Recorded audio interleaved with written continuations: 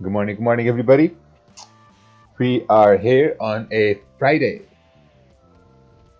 New York session. Man, GJ actually retraced almost half the way because this move from yesterday, it wasn't a fundamentally driven. GJ actually retraced. Oh wow. Oh, okay.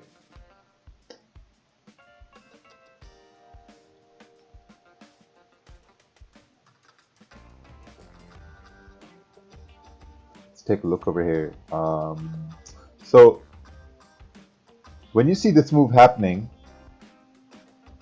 let's look on the 4 hour. 4 hours retracing. So now when you look left, this is an area where 4 hours coming down to. Right here. See this rejection here on the left hand side? This is where the candles are coming down to, right here. And we drew these levels from yesterday. So this is the support that was made yesterday before price went up again. And then price came down and respected the support again after Asian session, and then London respected this as resistance and continued moving down. Now this price would want to go back up. It has to create some sort of support at this level. So we're going to keep that in mind.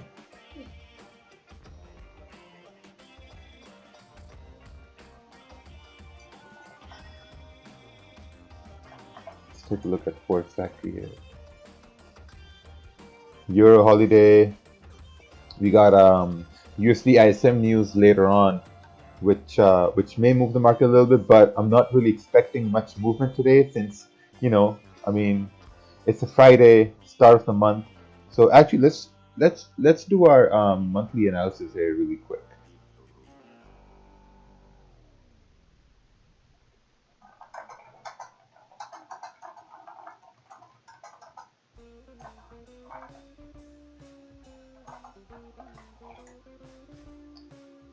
Let's take a look over here. Let's do our monthly analysis and see where we at. All right, just by looking at the monthly here, what happened here is that the previous month, this was the March candle. See how March candle went all the way down to 129, 200, retraced, and then after that we had a retracement all the way up, and then April candle closed bullish.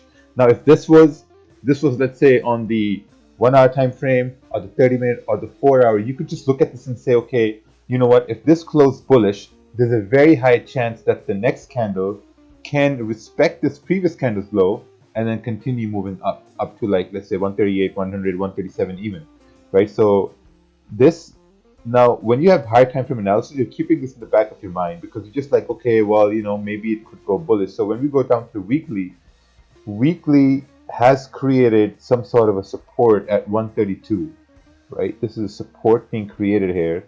And then you could expect the next weekly candle, like coming up for the next week, you could expect something like this to happen. I mean, if this happens, I mean, that's going to be amazing.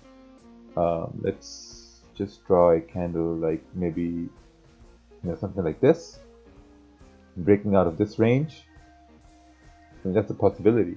These are just speculations here. Also, I think as we move towards the fact that the bans are going to get lifted for the quarantine and business are going to start to reopen again, so that's really going to push the pound bullish. That's going to provide strength for the USD, strength towards the yen. So those things might move currencies bullish. So technically speaking, it makes sense. Fundamentally speaking, it also makes sense because those times are coming closer now. Since the businesses might start getting opening.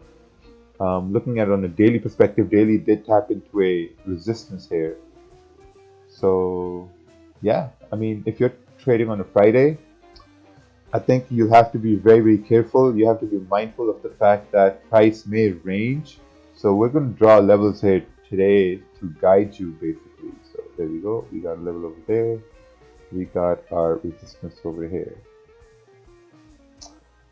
And yeah, I mean, I'm probably not going to trade here today.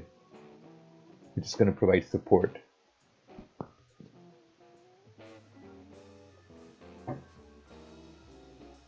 Ooh, we got a chart. Let's take a look at this.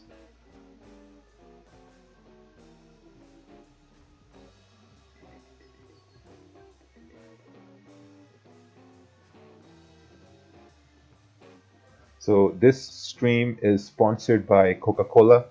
Coca-Cola reached out to us yesterday and they're like, hey, we like your streams and we would want to sponsor you. To send me a shirt overnight, and here we are. You know, it's a very good place to What's this? Oh, someone probably sent the wrong chart. Oh no, there we go. Oh, nice. Sacha. Sacha, you have almost the same levels as me over here. I'm flattered. I think I'm doing something right. Looking for support to be formed. Should go up. That retracement was just to continue to push up. Strong support. If we break, we have clean traffic to 133.550. Makes sense. Looks good. So that support you have at the bottom, maybe it's somewhere at this level here. 133.700, I would say. 133.700. Because now if I measure this range, this is a 35 pip range. Pretty decent inter-session level. So, you know, this could play out very well. Why isn't it NFP? Because NFP is in the first week of the month. And if you don't know why isn't it NFP, so you go to forexfactory.com and then you go to the next week. Yeah, it's next Friday. NFP is next Friday.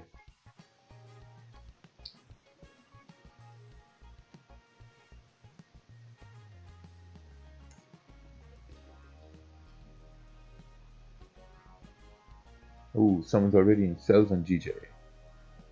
Well, it's approaching some sort of support here, so you'll have to be very careful.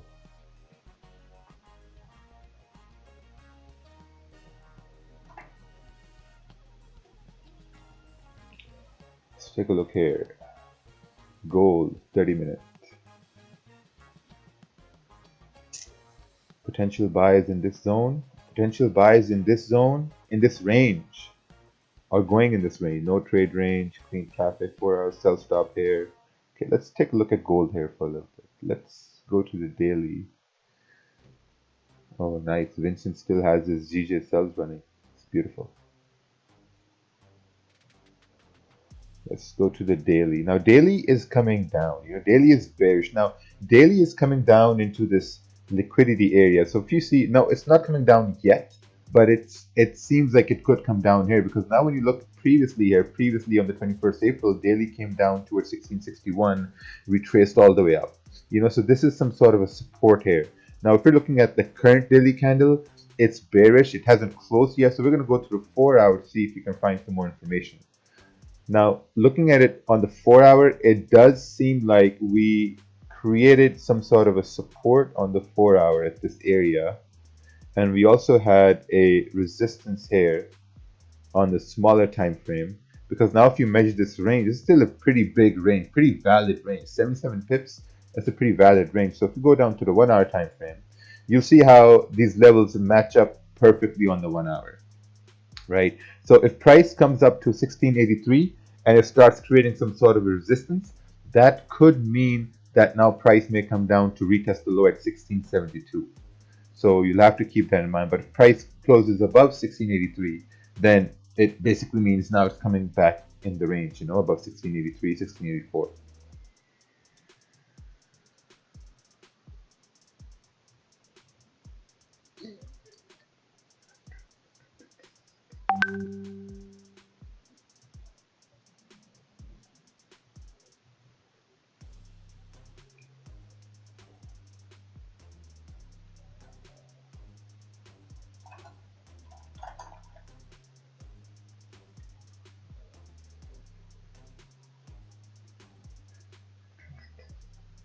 Oh, I guess in the London session they had sells and GJ.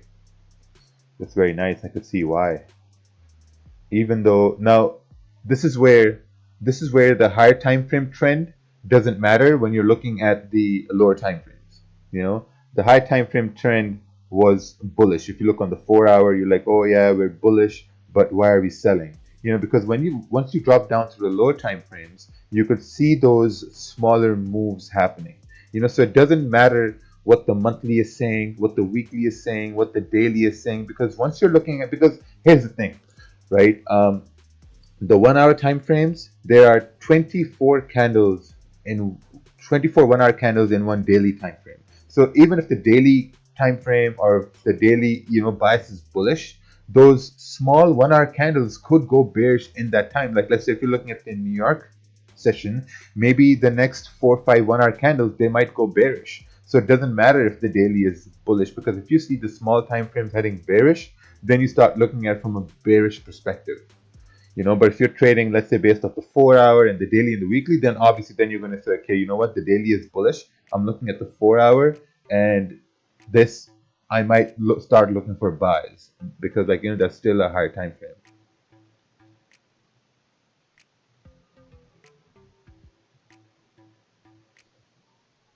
What's your bias on GJ? My bias on GJ is nothing so far, because we're at a support.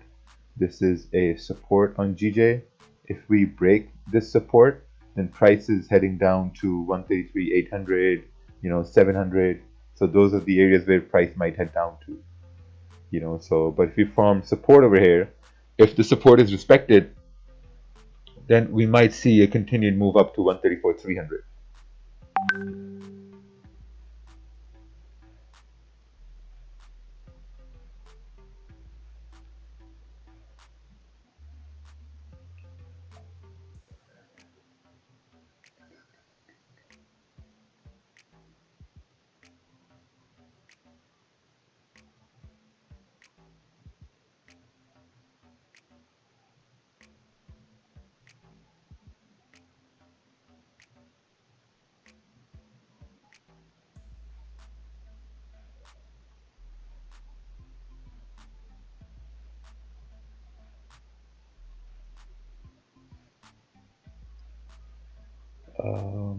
How do you get comfortable with losses and decrease in capital even when risk is managed?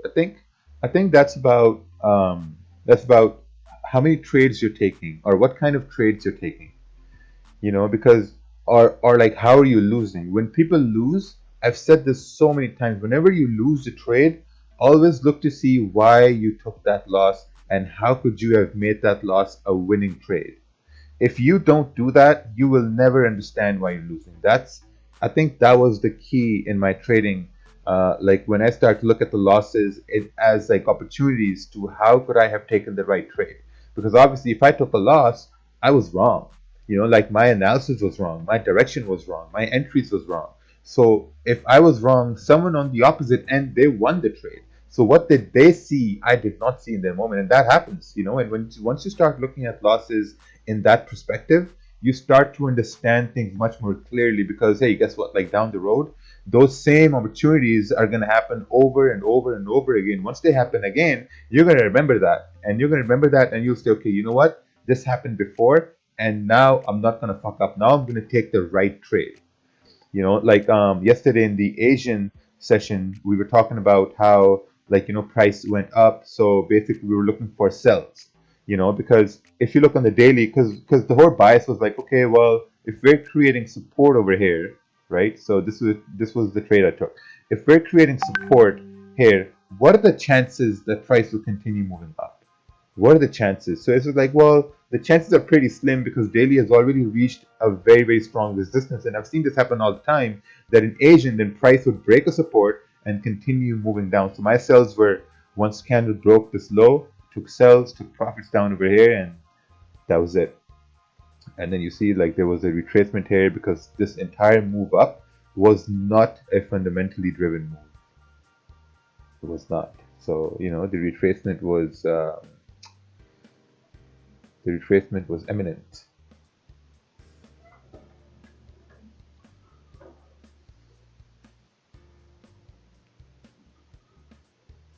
Where can we buy the MT4 calculator? Where can we buy the MT4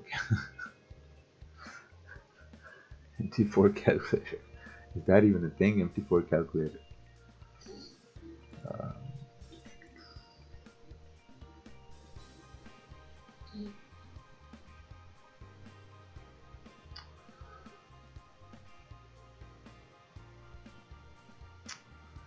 Would you agree that if price breaks below the previous 30 minute on GJ, Is that considered a good point for entry, or would you rather wait for the candle to close? I think I'd rather wait for the candle to close because 134 is a strong area. You know, it's the psychological level. 134 is a very strong area.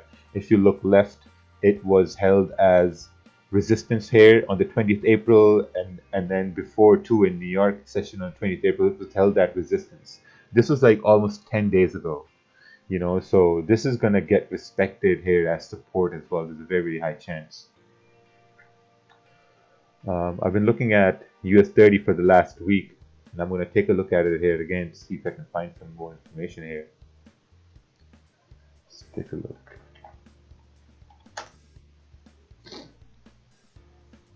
Oh wow, there was a gap. US 30. So looking at it from a daily perspective, candle is coming bearish. Looking at it from a 4-hour perspective, we are approaching some sort of a support down at 23,600. Support right down over there. And let's take a look at the 1 hour. So we are ranging currently on the 1 hour. We broke below the support. So if I extend this all the way to the left, because if price is creating support here, I want to see if it created support to the left as well. And what do we know? There was a support to the left there as well.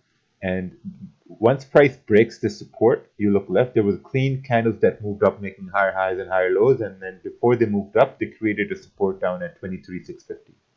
So now you see how it makes sense. If price breaks this support, there's a very high chance it's going to come down to 23,650. So I think that would be a good move on US 30, and I'm going to wait for that. It's starting to basically push through 23,850.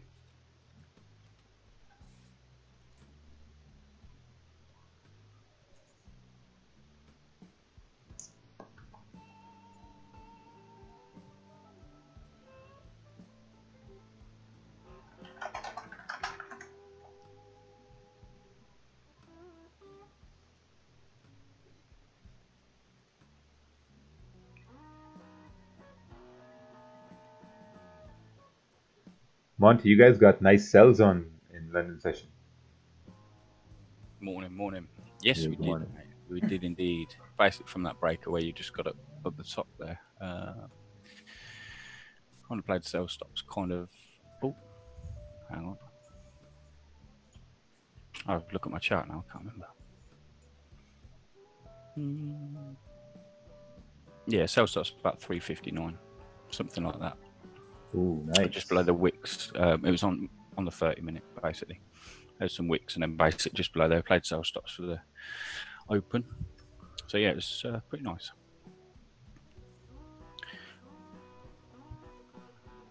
Yeah, it'll be like I was talking about this earlier. I'm not sure if you were here or not. Like I'm thinking this next month, pound might start going bullish. Yeah, I'm kind of under the same impression right now. I mean, looking at how it's finished on the was it on the monthly or the weekly? Hang on, I can't remember. Month and weekly. Month close bullish. Yeah, monthly. Yeah, basically, it looks like it could potentially be support. We know that big wick down was massive impulsive move, right? So yeah, if you look on the weekly to the left, it does make sense that we could well push back up again, back towards kind of 36.7 potentially. But that's longer term. Obviously, that's monthly looking, but that's what I'd like to see. Yeah, also because the economies are going to start opening up again. So yeah, there's some good talk yesterday. There's some positivity this end. So yeah, I'd expect so. We'll see how it goes. Obviously, until stuff's on paper, they're planning things now, which is nice. So we'll see. Yeah, let's see. Be a good month. Just bought GJ since it's at your support. Oh, brother. Oh. On a Friday, end of the week, start of the month. Nice. Yeah, I don't know. Like, chill.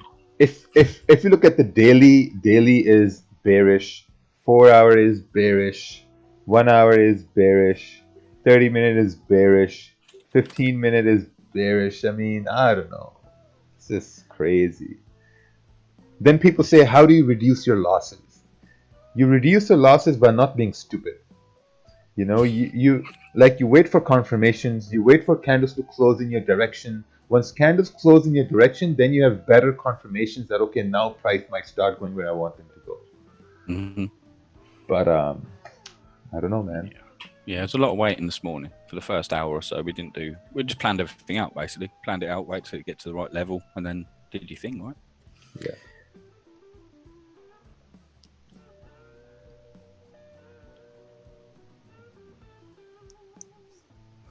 Is there a strategic reason as to why you use fixed lot sizes and not risk based on percentage and the stop loss positions?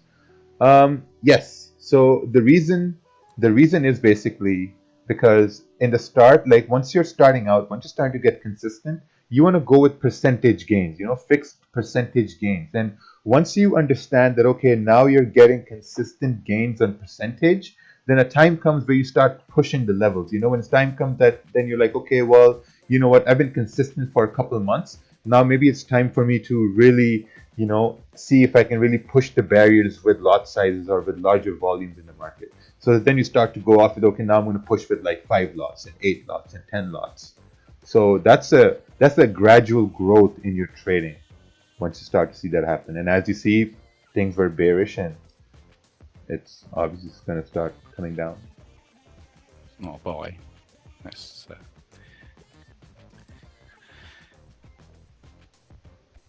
I nearly went in there then, because based on what had happened earlier, we see the same thing. It kind of formed a support, it came down and closed near the bottom of the support, and then pushed real heavy next. But that's kind of done it all in the same candle towards the end of the hour. Yeah. Yes, it is what it is.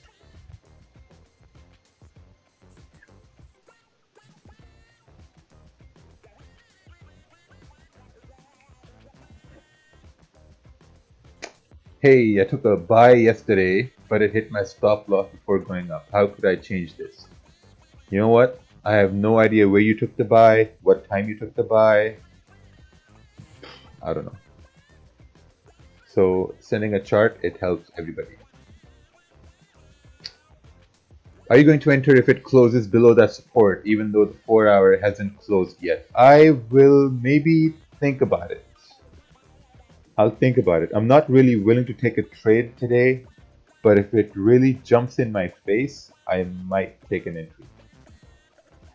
Because now if I think about taking a sell on the next candle, my stop is going to be around 19-20 pips. So I'm going to be very cautious about that.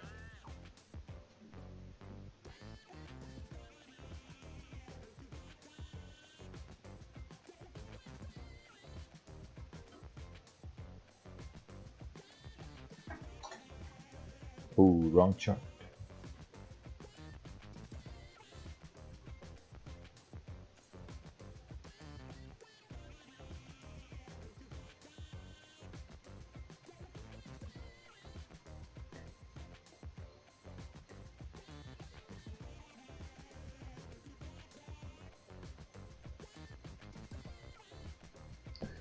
What's your bias on EU? I think you need to send a chart. You can look at EU. What's this? Retest of below. Waiting for resistance to be formed here to take sells. Clean traffic. That makes sense. You're waiting for resistance to be formed here to take sells. I'd say that makes sense.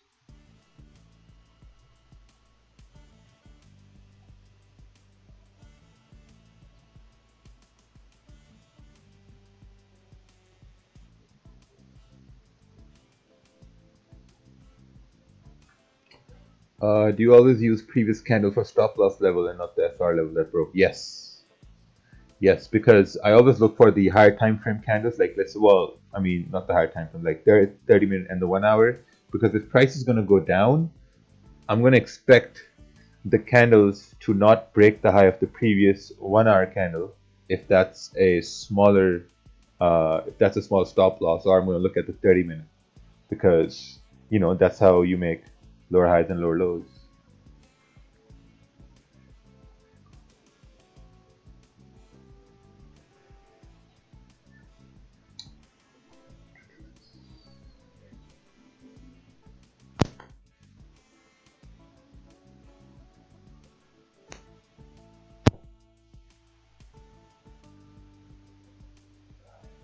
Let's take a look here.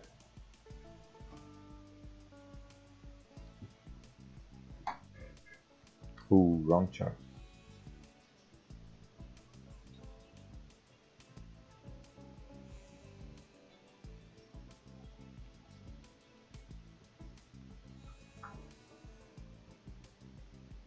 Why is clean traffic on the left an indicator that price can move slowly through those levels, move strongly? Well, because price had less, price had like a, man, this language barrier. Um, Too early, price, man. yeah. If you need me to translate, I can do for you. I speak Raja. Morning, Ted. Morning. Yeah, price had no issues going up here. So once price comes to this area, it looks up. They're like, oh, okay, candles had no problems moving up. Then that means candles shouldn't have any problems moving down. Yeah, that's how you look at chart traffic. Yeah, and in addition to that too, what you're noticing is that's almost like a highway for institutional price. So like from an algorithmic perspective, when we see large candle movements like that, it's basically systematic. So algorithms are moving price in that way. When we look at price in the FX industry, it's algorithmic based. So what happens is you get a cascade or a waterfall effect. You have, say, as an example, 100 institutions all trading throughout the day. They have their different risk levels and their different price levels that they're looking to hedge other instruments with. And as soon as one algorithm turns on, you have that cascading effect. So as price goes into momentum, that's where you get these clean candles where they shoot up, 10, 20, 30, 40 pips. It's because the risk settings or algorithmic settings have been triggered in that respect to drive price to a certain level, and then you see it taper off at a certain point. And if you look at your charts, it just so happens it matches up with probably a higher level price zone, and you'll see when you look left that you have rejections. So now going back the opposite way, similar to what Raja said, it'll turn on that way too because price is returning. So if you think about the wave effect of price, price is going to go up to a certain level and then always return to a certain level. The issue as traders that we have is we just don't know when that's going to happen. But when we see a move all the way up and then we see it start correcting, we know for the most part it will correct the same way that it went up, in terms of when you look to the left, if there's an empty space where we don't have consolidation and we have a breakout, chances are it'll break down that same way as well. It doesn't happen all the time, but if you look across your charts, if you look at an hour or 4 hour time frame, you'll notice single candle moves. And if you look to the left, you'll probably have seen those before, either a bull run or a bear run in the same instance. And that's something that you can leverage as a tool to say, hey, if there's no consolidation as price is moving, chances are we'll just free fall through it. Think of it being, there's no ceiling or there's no floor. It just carries right through. So those are little tips that you can leverage. I mean, once again, it doesn't work 100% of the time. You can't use it every single time and say, oh well, there's clean traffic here, so it just means it's going to just automatically drop right now. Not that case, but more than likely momentum will carry it, whether it's 1 or 2 candles or 3 candles. We won't suddenly have a reversal through that space, so to speak. It'll just continue with the momentum that it was given. So in this case, when you look at GJ as an example, we have this up right now. You could see as the move is being corrected, as this area is being corrected, you can see that this is clean candle movement, right? Because we have no real consolidation in that area.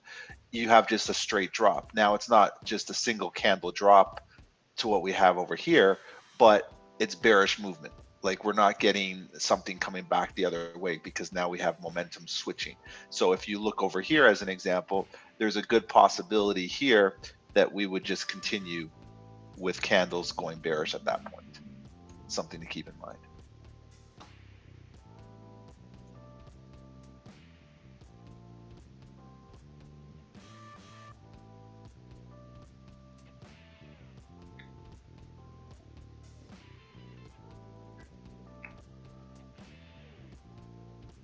What's this? Okay, let's take a look at this.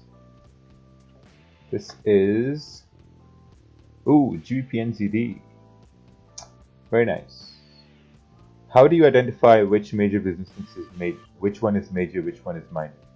Well, you know, a major resistance is on a high time frame, and a minor resistance is on a lower time frame.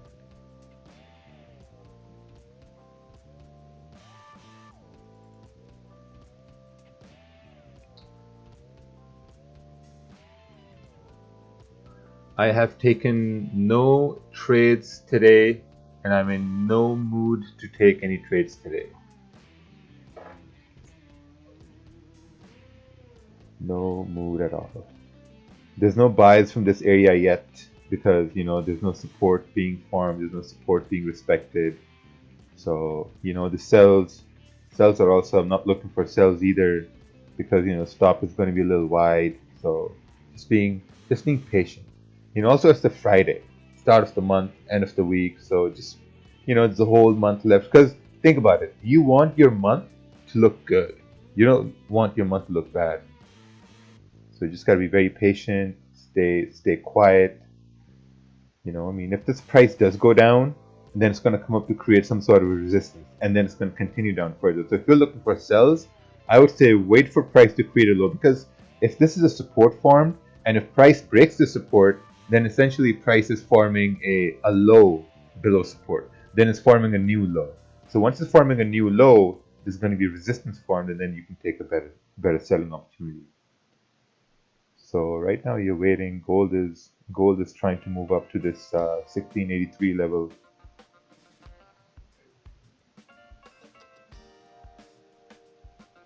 I feel like we're the Forex weather people. Like we look at the chart, we're like, okay, this is doing this area has consolidation, this area is approaching some thunderstorms with a lot of volume. The umbrellas are your stop losses. Can Godfather of Forex be trusted? Well, it's the Godfather of Forex, so I mean, sure.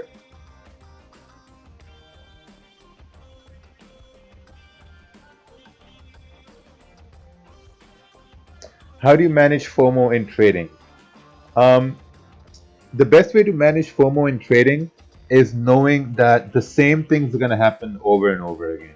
You know, even if you miss the move, you have to understand that that move is going to happen again and again and again and again and again. Because, like, you know, the biggest form of FOMO is like understanding that, okay, man, I'm missing. Like, okay, let's say if this price falls, you know, if price falls and some of my buddies are in sells, and I'm like, oh man, okay, I missed this move. I want to get back in this move, and price goes down, and I enter a sell. So now if I enter a sell, essentially what I've done is I've entered a sell at the very bottom, you know, while they're all in profits, and I entered a sell, and then price starts retracing. Now I'm in a drawdown, you know. So if I don't enter a sell, I'm going through FOMO. But now when I think of it logically, I'm like, okay, well, instead of going through FOMO, let's think of this in like a very logical perspective, right? So basically, if price is falling, it's creating a low. You know, whenever price creates a low, there's a high chance it's going to create like a minor resistance, and then it's going to retest that low. So you really need to understand how price moves, how market structure is created, how candles move. So once you understand those things, then you start not to get FOMO. You start to get rid of FOMO automatically. Let's take a look at this chart over here. So this is basically, daily weekly resistance, wait for the break support, give the opportunity to enter with correct RR minor support. Yeah, this looks good. Looks good. I think you're missing a support at 133,700 here.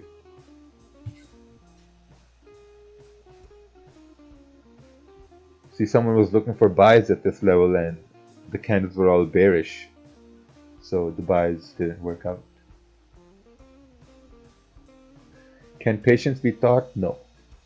You learn to be patient.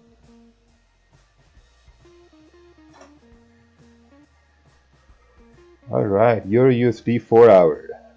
4 hour resistance. TP if the 30-minute rejects the zone and closes bearish. Super TP over here. Looks good. This is pretty good analysis. if you form a resistance up over here, then there's a very high chance price might kind of like retrace down to maybe this TP level or maybe halfway through to this 4-hour candle.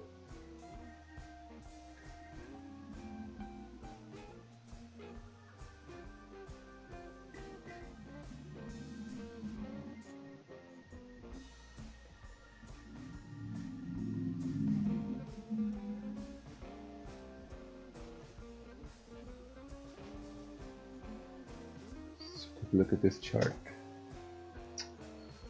Can I say that a resistance has been formed, okay, and the candle closed bearish, broke below the low of the previous candle, hence possible to take an early entry, a riskier sell? Yes, that's what I was looking at before. This candle closed below, there's a high chance for the next one to continue down, but the stop loss was too wide.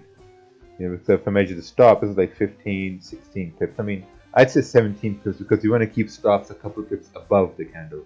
What most people do is, now this might have happened to some of you, that you put stops just above the candle. So when the next candle starts retracing, and if it comes closer to the top, the spread takes you out. So you need to have stops a couple pips above the candle so you give room for the spread to move around.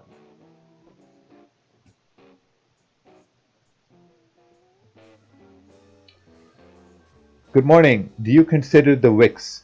If so, how? I think that's an incomplete question. Do you consider the wicks?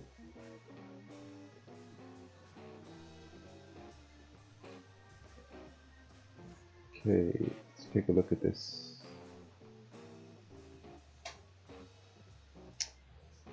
GJ 15-minute area to break. Yeah, I think it's a pretty good sell. Very nice. Just put stops at break even, so if price comes up, you don't get stopped out.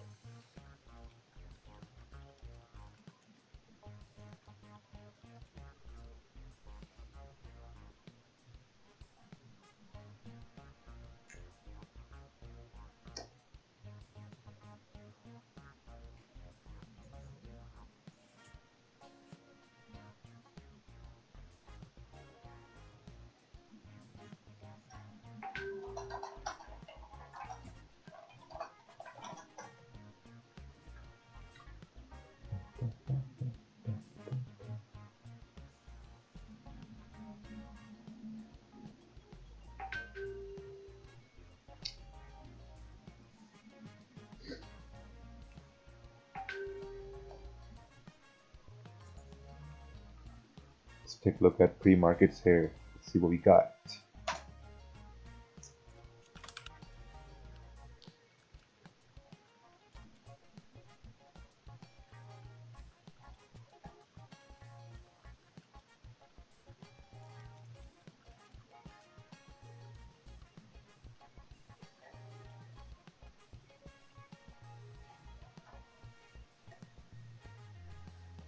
Pre-markets are down.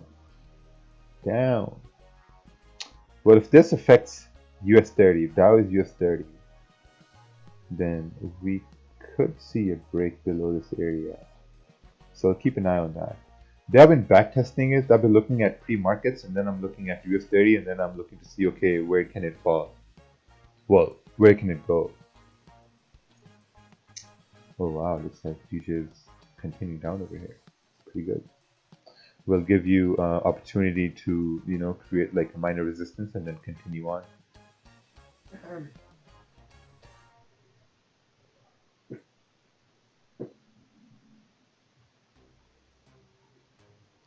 Can you shout out to Harun Farouk not to go live? This is a special shout out to Harun Farouk. Don't go live. Listen to this guy.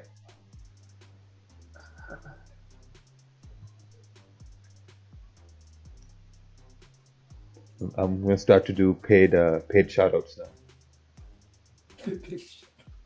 Yeah, we'll do paid shout outs.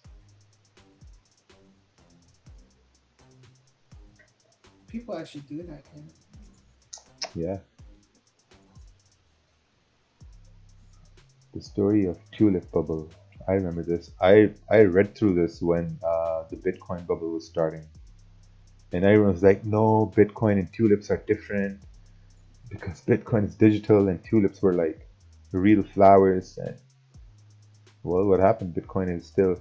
My buddy, I know someone who's still holding Bitcoin from 18,000. He bought he bought 10,000 worth of Bitcoin, and he's still holding Bitcoin like a champ. It's at 8,000 right now. Yeah, I don't think it's gonna go back up. I mean, wow, far away. You bought up there? Yep.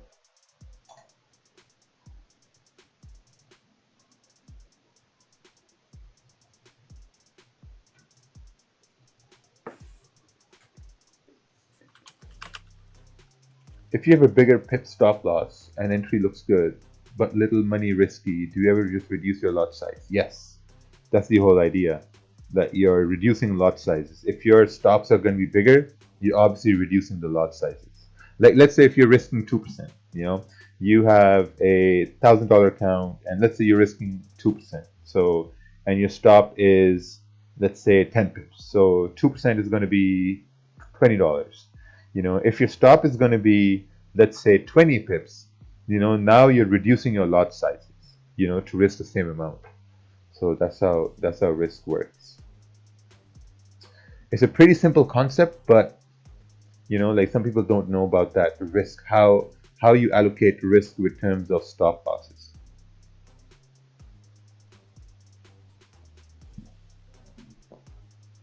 Oh, someone said gold sells without a chart.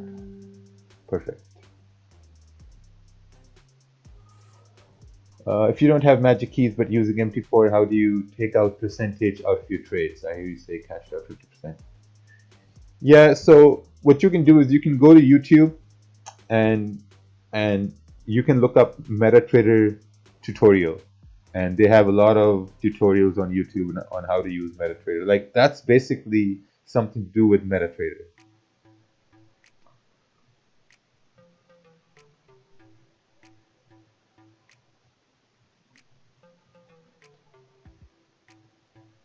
Okay, let's take a look at this.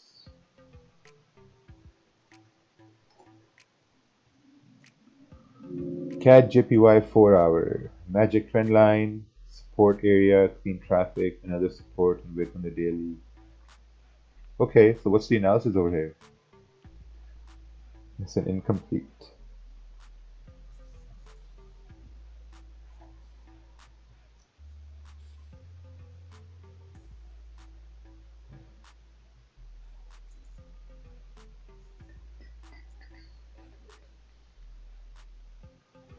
Oh, by the way, Ted, that Zoom from yesterday wasn't recorded, right?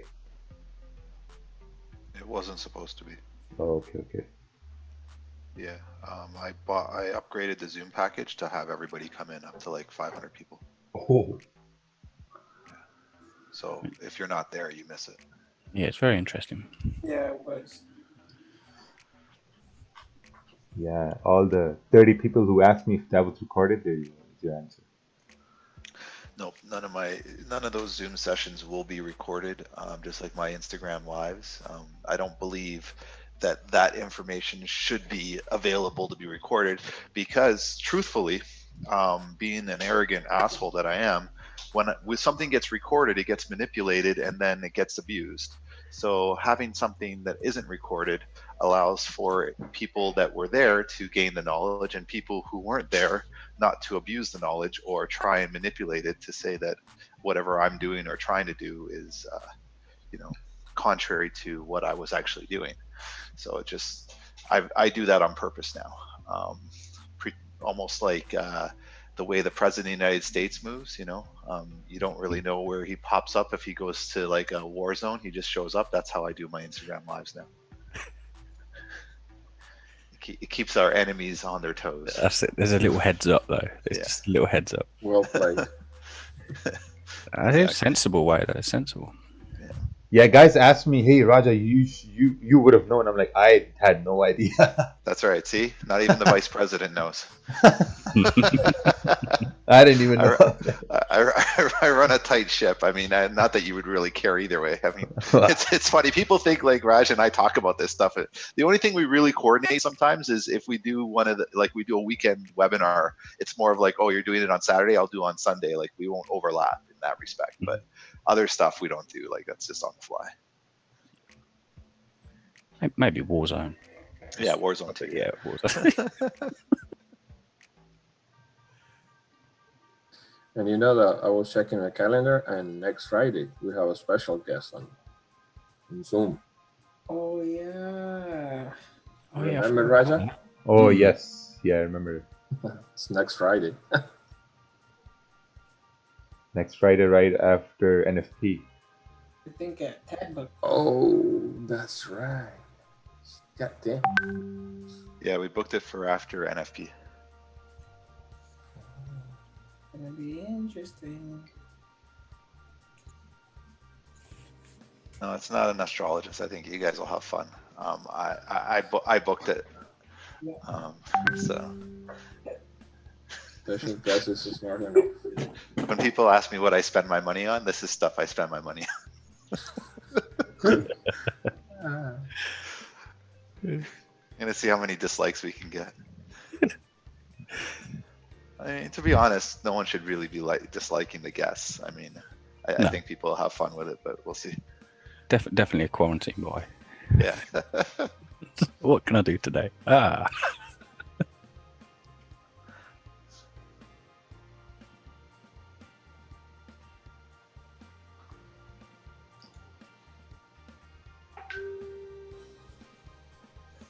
How come not many people talking in the background? Because we introduced new rules here in the Zoom session. It eliminated a lot of background noise and unnecessary talk.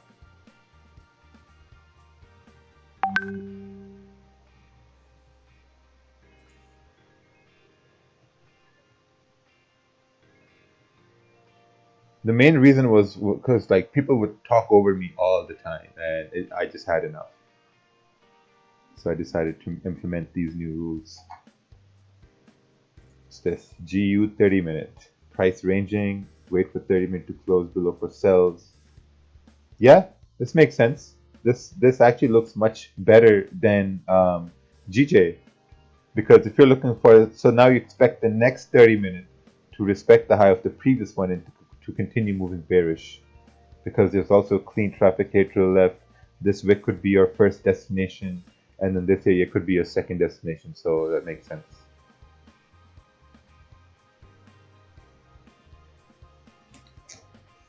Oh wow, GJ's still moving here. It's pretty good. Why would the next 30-minute respect the previous high? Well, if price was to go down, it needs to respect the previous high. That's basically how it works. Wait for 30 minutes to close to look for sells. Yes. Yeah, I mean, you can do two things here, right? Either you can take a risky sell. An aggressive sell is going to be taking a sell before this candle closes, keeping the stop loss above this candle, anticipating that, okay, price should not come up and break that high. A more conservative sell is going to be waiting for next candle to maybe like retrace and then put a stop up over here and then anticipate price to continue moving down. But at the same time, what might happen is that as you're waiting for the next candle to retrace so you can place a sell, the next candle can just start dropping down. So then you were like, okay, well, if the next candle is dropping down, now I'm basically missing the trade. So that's when FOMO kicks in. So then you're like, okay, well, if price is really dropping down below the support, then essentially it's creating a lower high. No, it's basically making a low below the support. So then you start to look to see, okay, well, if it's creating a low, there's a very high chance it might come up to create like a minor resistance. And then that would be an opportunity for me to take a sell down to retest the new low it's creating. So those are two scenarios you can play at the same time.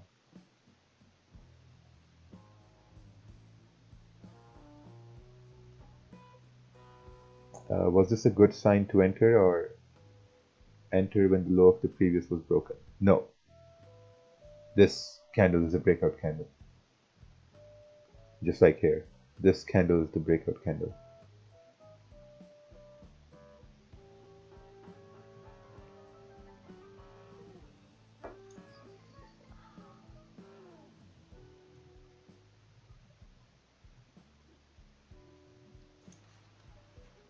Yeah, I kind of wish I held my runner now.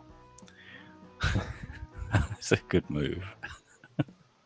Oh yeah, Oh, nice and clean. Yeah, it's nice. It Was kind it- of did was- similar earlier, but it's just it kind of created a support and then just broke a little bit past it, and then the next one was the one that went, which is pretty cool.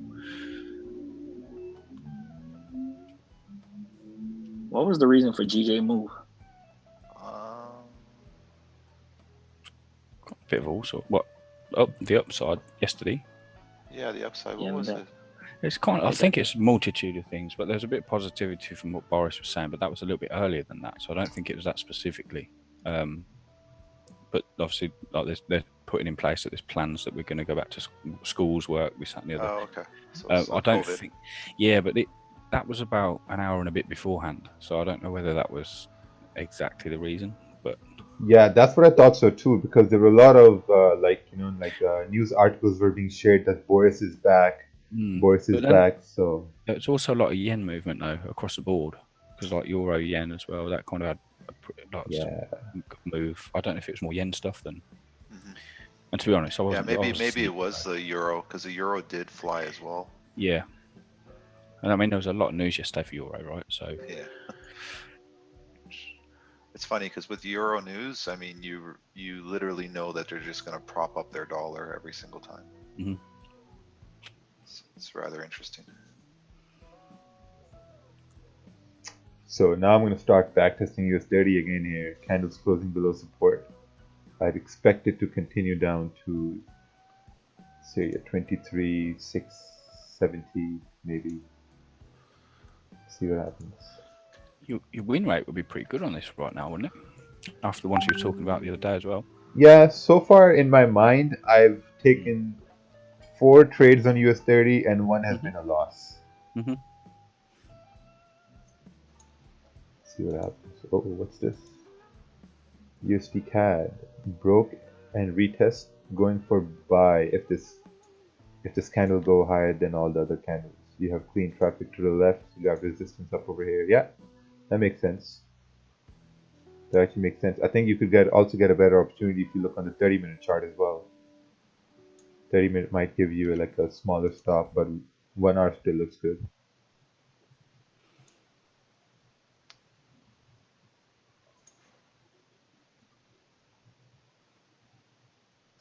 Yeah, so what's happening on the US30 is you had support created over here. And after the support was created, you have this candle now. It's breaking below the support. You know, if this closes in 3 minutes below the support, you could expect the next candle to kind of like do like a retest or like a retracement to continue moving bearish. That's something I'll be looking at.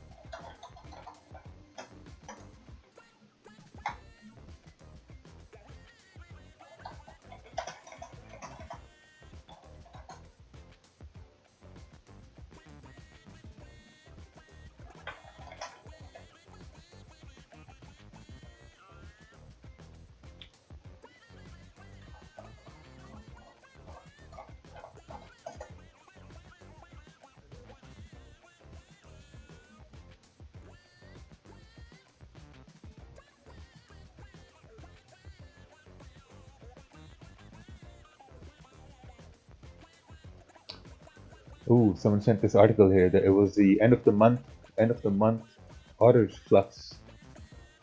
The benchmark rate for the range of currencies. Oh, this will be interesting. I'll read this later.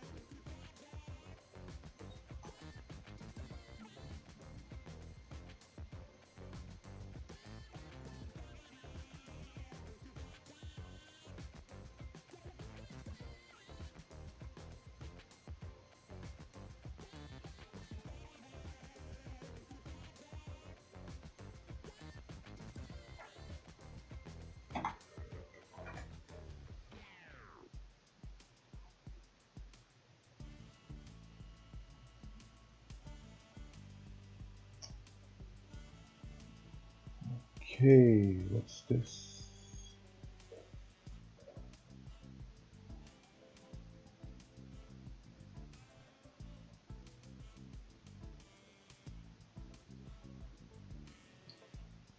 Ooh, someone's in cells on GJ. Very nice.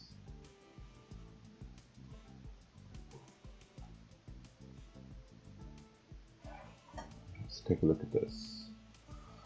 Your AUD 15 minute. Is this risky? Yeah, you have your stop down there. I mean, if the 30 minute is still closing bullish, you'd expect the momentum to push up. So risky, I think it'll be risky if you're risking a lot, if you're risking more than usual. You know, if you have less risk on this trade, then obviously then it's not risky. But I wouldn't take. I would wait for a price to break up, because like even if it's Friday as well, right? So you got to be careful.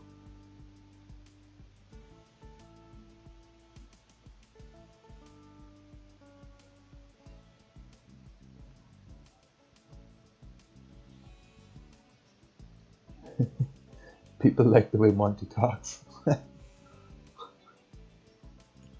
So I was going to talk more, but I was on the phone.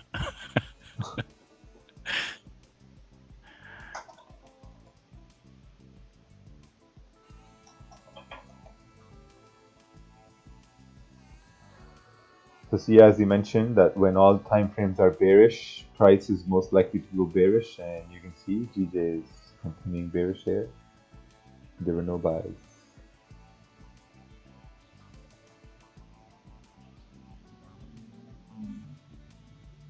Damn.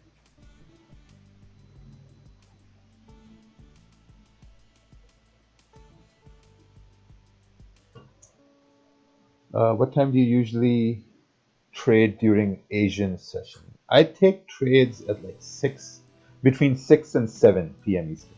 If I see something at 6 and 7 p.m. Eastern, I'm going to take it. Otherwise, I just don't really bother. What is the trading plan at this moment? It hit resistance, see if it break or come up to retest the top resistance. Yeah, so basically I'm going to try to see if price comes up to create like a minor resistance and then comes down to retest the low or comes down to 133,700. So a lot of patience involved here.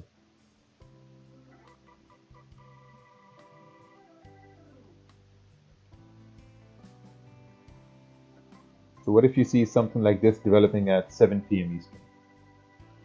Well, it's not going to develop like this at 7 p.m. Eastern because the volume in Asian session and New York session are two very different things, so it doesn't really matter.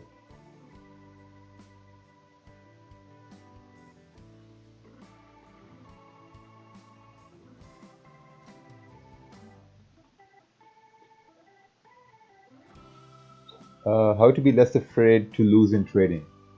I think being less afraid to lose in trading comes down to the fact that if you're really comfortable knowing how much you're willing to risk on a trade, you know, like let's say if I go to gold here, right? For example, I go to gold here, and if I see that there's a resistance forming on gold, and then I say that okay, well, I'm gonna risk. Let's say if I have $1,000 account, and I'll say okay, on this trade I'm gonna risk $10, and I take a trade. Now that $10, if I lose $10 from $1,000 account, it won't really affect me, and I won't really be afraid to lose it because I'm like, well, you know, it's 1%, it's $10, whatever. I'll take the trade. If I win the trade, perfect. I can like kind of repeat this trade again if it happens again. They're like, okay, awesome. But if you risk $100 out of $1,000 on this trade, then I'm going to be more afraid to take the trade. Or if I do take the trade with a $100 risk, then I'm going to be more afraid to lose the trade. Because now if I lose the trade, I'm not losing $10, I'm losing $100. You know, so you really need to keep your risk in check. Because most people don't know their risk. They take the trade, they don't know why they're taking the trade, what risk they're on. I mean, they know what the risk they're on, but like it's just like you have to be very mindful of those things. You have to really accept how much you're willing to risk at that trade. Yeah, I think understanding all aspects, all outcomes before you enter any trade just kind of helps with the confidence levels. you kind of know 100% what you're going to be risking. Yeah, it's true. Very important.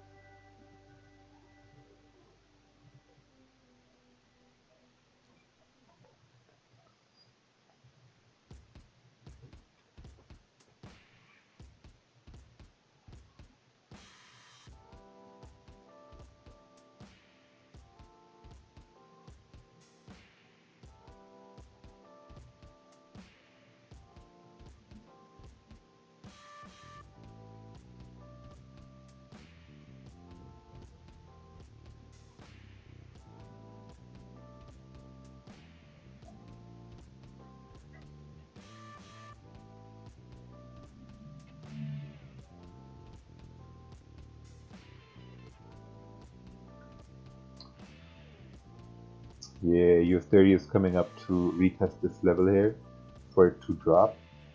The 30-minute candle, previous one closed below these candles here to the left. So this one has to respect the previous high and then continue down.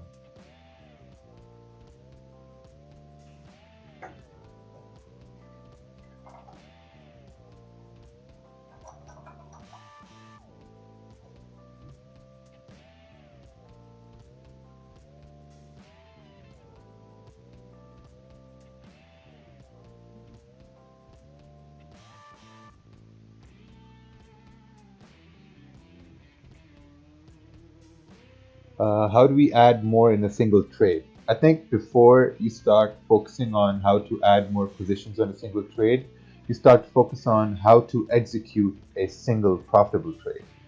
Because once you start to do that, then then slowly you start to understand that, okay, now I've been getting consistent wins. How can I add more positions? So that comes second. The first thing is execution. The second thing is adding more risk to a winning trade.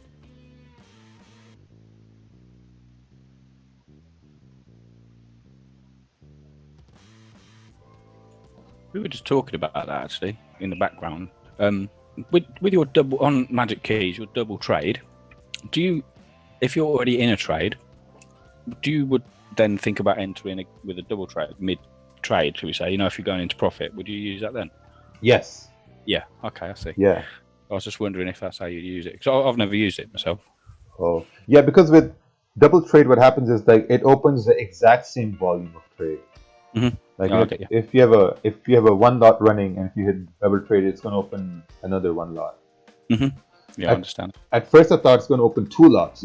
That's what I was wondering, and that's why I've not pressed it. Just I need to do some. I haven't looked. I've not had the need for it basically. But then I thought we were just discussing it in the background, and it's trying to make sense to add an extra position midway through. So, yeah, it's good.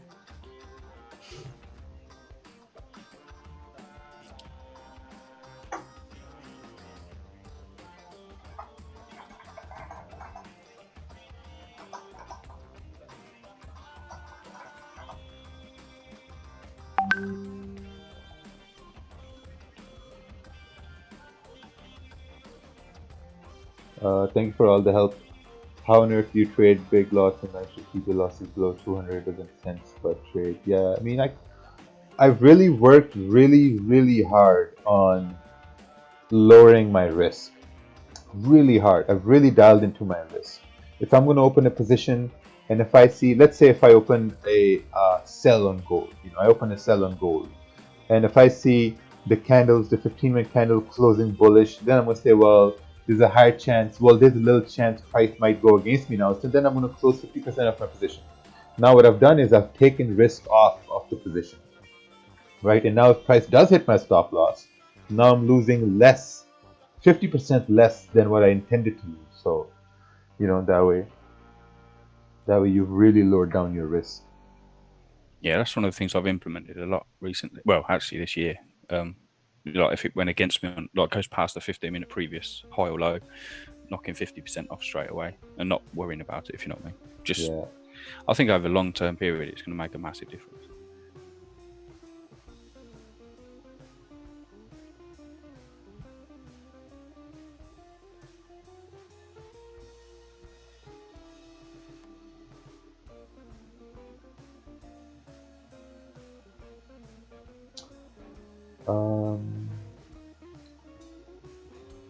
Is my already muted? Yes. Everyone entering the Zoom session, everyone is on mute. Where's that support from on GJ? This support is from left. So if we look left, we'll see this wick came up over here. Look further left, there was a rejection over here. And if you go to the 4 hour, you see this area as a support right here on the left. And then you have the next support down over here. So I'm basically looking at this way. As price is coming down, I'm looking left to see that, okay, the 4 hour candle, this 4 hour candle on 23rd April in New York session came up and rejected 133,700. You know, so what are the chances that this 4 hour comes down and rejects the same area again? So that becomes your support.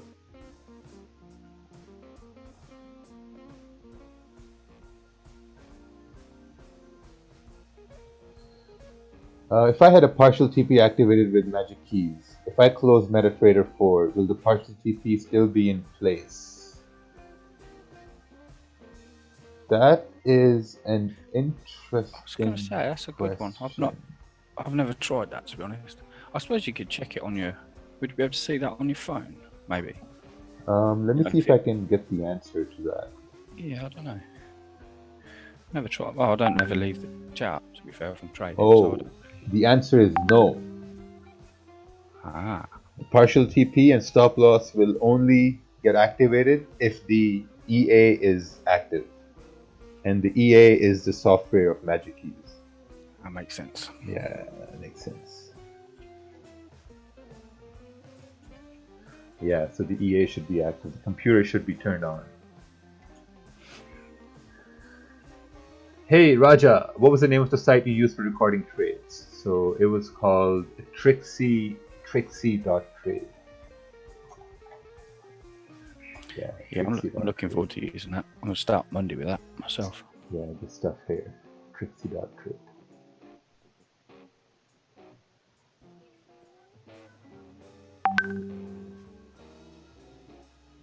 There's some features are free, and they're also pretty good features too. They're free, just like TradingView. So now you see we broke below the support. Now price is retracing. If you see some sort of a resistance forming, that would give you an indication that, okay, now we may start continuing down to 133,700. So, you know, this goes with waiting.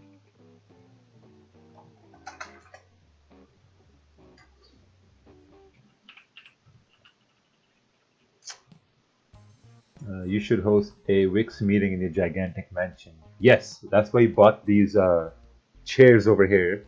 These chairs. And then these desks. This is where our refreshments are going to be right here. More refreshments over there. And the dining table is right over there. Big conference room, right? Yeah, the conference room.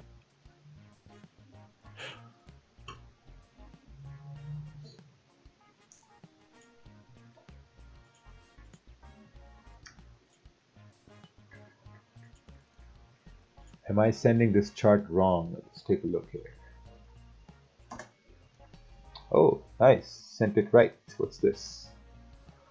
Gold tends to trend hard, and we are trending down on higher time frames, giving me selling bias. Okay, in my eyes, this could just be a big 4-hour wick being created because we are in the first couple hours. Okay, if this level holds, gold will maintain bearish. May take sells below this level. Yeah, makes sense. I think your cells got activated. Yeah, I was going to say I think it's probably playing out right now. Yeah. Yeah. See how levels get respected so much.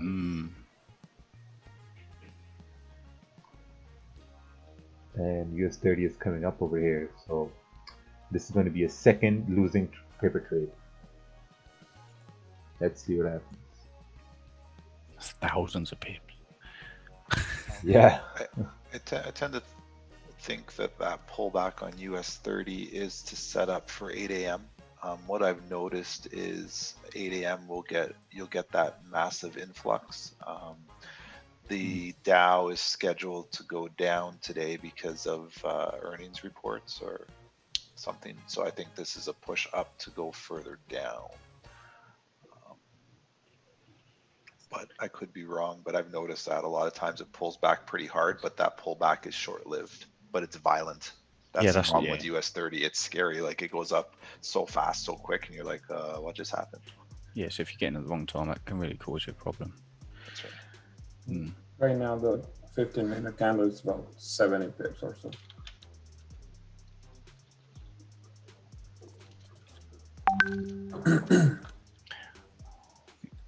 What's this kind of farming lower lows or highs? Oh, very nice. Took an instant execution as this candle opened and dropped. Oh, very nice. I knew someone took that sell. It's beautiful.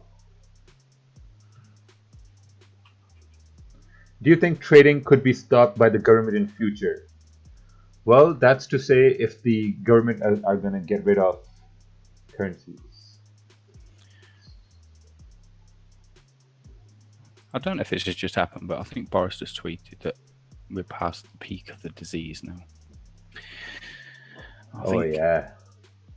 I'm not sure if that's just now, if I missed that earlier today. Yeah, whatever they wanted to get done, they've got it done, and now they're like, oh yeah, the curve is flattening. Even in Canada, they're saying that, oh, because of everyone, the curve is flattening now. Mm-hmm. Yeah. Like I said, it's a good sign if this is like a big pullback for a bit of bullish momentum later. In a month, sorry, not now. Yeah. Yeah, Monty, don't let people take buys right now. Yeah, sorry, man. They're like, oh, Monty said buy. Is it a green candle? Do it. Green candle. No, that's not what I meant. We were talking about the longer term. I did it later, earlier. Yeah, my bad. What do you think TP is right? I think your time frame could be a little. You could go to a 30-minute time frame, and then TP could be right. You got support over here. So yeah, you got support over here. So you got to keep that in mind.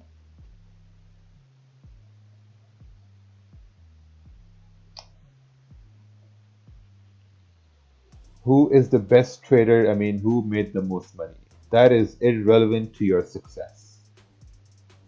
Those questions, oh, how much did you lose? How much did you win? Who was the best? Who was the worst? That's not going to help you win trades.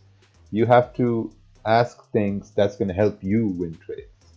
You know, thinking about other people, why did he do that? Why did he do this? I mean, come on, grow up. You know, we're all mature adults. We need to think of things like what things are going to make us better. See, so you always got to think of it that way.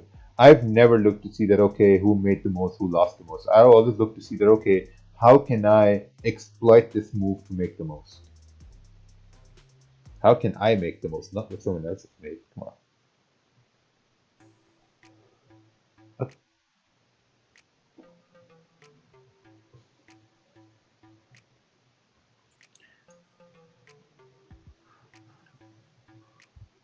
So someone just told me that I need to pay back everybody that I'm mentoring, and I'm like, what? Because I don't mentor anymore, so I have to pay people back. I'm like, no, I don't take new people. It's not that I don't mentor the current people that I have. Yeah, I don't take on new students. Like, oh, that's so dumb. Yeah, you still do webinars. Yeah, I still do everything. People just don't see it.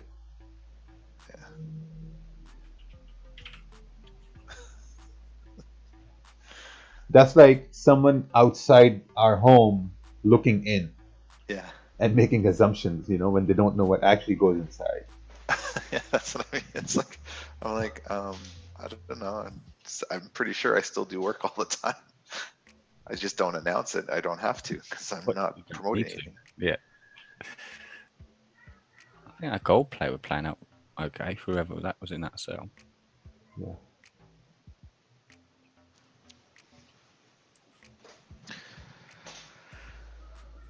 What's going on here? Buys over here, big exhaustion here, arrow up, arrow down. Make sense? Perfect. Monty, those gold cells was nice, but I wanted to push up some more to retest that like 4-hour level. Where's that on GJ? On gold. Oh, on gold. Like sorry, that. I haven't really Yeah, looked like at that it 6 today. Yeah, hopefully hopefully we should, what Ted was talking about, we should see that push, hopefully. Yeah, I see what you're saying. But that was a nice retest off the 1 hour. Yeah, it moves up nice. So my spreads are still pretty big on gold at the minute. Yeah, they're kind of bouncing back. Yeah, I was going to let it chill out till next week and see what's up. Didn't really fancy playing with it this morning.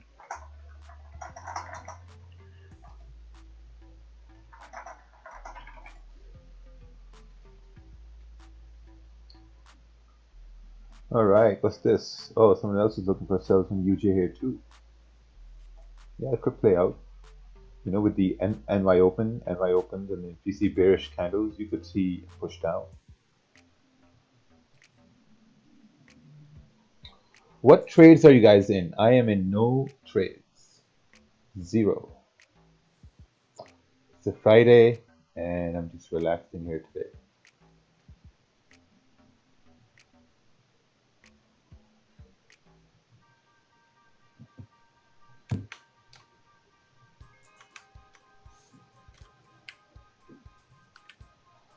Hello, Raja. Since I live in Montreal and have a job 8 to 5, is there a way to trade while keeping my job until I reach consistency? Yes, there is a way. Basically, how I started was so my job started at 8:30. You know, it used to start at 8:30. Well, I used to leave my house at 8:30, so I'd be up at like 5. From 5 till 7:30, I would look to trade in the morning, 5 to 7:30, 5 to 7:30, 7:45, and then by 8 I'd leave my house and go to my office, and the next day I'd do the same, and the next day I'd do the same. There were some days I'd go to my office and I'd be up like $200, you know, USD, and I'd walk in, I'd show my friends, hey, look, you know, I made this trade in the morning, I'm up $200, and they'd all be like, oh, nice man, it's pretty good, pretty good. And then one day I went to my office, and I know we had USD CAD cells running, and I was up $1,100 USD. And I walked in and I look at this, I'm like, man, okay, I'm up 1,100 US dollars. That's like 1,400 Canadian dollars. And we're just about to start work here in the office. We're about to train our agents, give like a motivational sales pitch, because we were in sales. And that really put things into perspective that, wow, this is insane. Like, I did 2 hours of work in the morning and I came to work, and now I'm up like $1,400. This is power. You know, so that was the point I realized that how, you know, being consistent, how coming onto the charts at the same time could really help. You know, but then obviously for the next 2 3 weeks I had a lot of success, but then after that I started to, like, you know, fall off the tracks, and the main reason was because I started having profitable mornings, but since I had a lot of downtime at my work, because we would, you know, drop off our agents at the fields outside, and then we would just like, you know, give them phone support. So that allowed me to have a lot of time. So when I had a lot of time at that point, I would still look at the charts. So I'd be looking at the charts at like 11 a.m., 12 p.m., 1 p.m., 2 p.m., low volume, and then start to take trades. And that was my downfall there, because then I essentially started to overtrade. I was making money in the morning, but then since I had downtime in the afternoon, I was leveraging that money and losing it. You know, so then that's where bad habits start to come in. You're over trading, you're over risking, you're taking trades at like 5 p.m. and spreads are too high. You're at, like, you know, it's just that was the one reason that I didn't succeed as fast as I wanted to. So I got off the horse and then had to get back on the horse later on.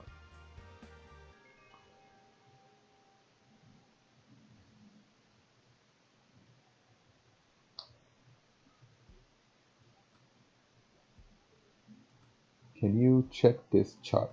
Let's take a look.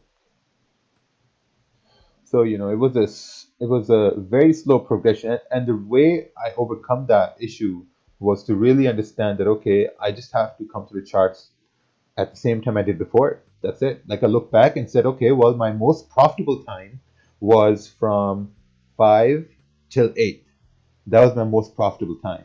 And I said to myself, I said, okay, well, if I just keep on coming at this time, it just makes logical sense that I'm going to be profitable. And that's That's all it is. Like if Ted remembers, like when we first started, we would just sit, all of us, we would have a webinar, we would sit and we would just watch USD CAD. We're like, okay, 4 hour candle is at a support. Let's wait for something to close bullish, and then we'll take a buy, and stop loss is going to be at a predetermined point, and that would be the trade. You know, just strictly 1 or 2 trades. That was it. And it worked. I mean, simple idea, but it basically worked. Like, you know, like trading is not about, like, you know, trying to guess the tops, trying to guess the bottoms, or if you take a buy, you wait for the sell, then you take the sell. That's not trading. That's gambling. That's a gambling approach towards trading. How do you find people who trade with you? Well, when I was trying to learn, I saw that so I found this guy on Instagram, you know, Uncle Ted. He had no pictures of himself. He had like really bad quality pictures of a stadium or his corner. Like, who's this guy? You know, and then he had pictures of his trades. You know, his winning trades, his losing trades, his basketball picture, or like, you know, his withdrawal and stuff. I'm like, okay, well, it seems interesting. So I started talking to him, and then he was having this group webinar, kind of like the webinar I'm having on the May 17th.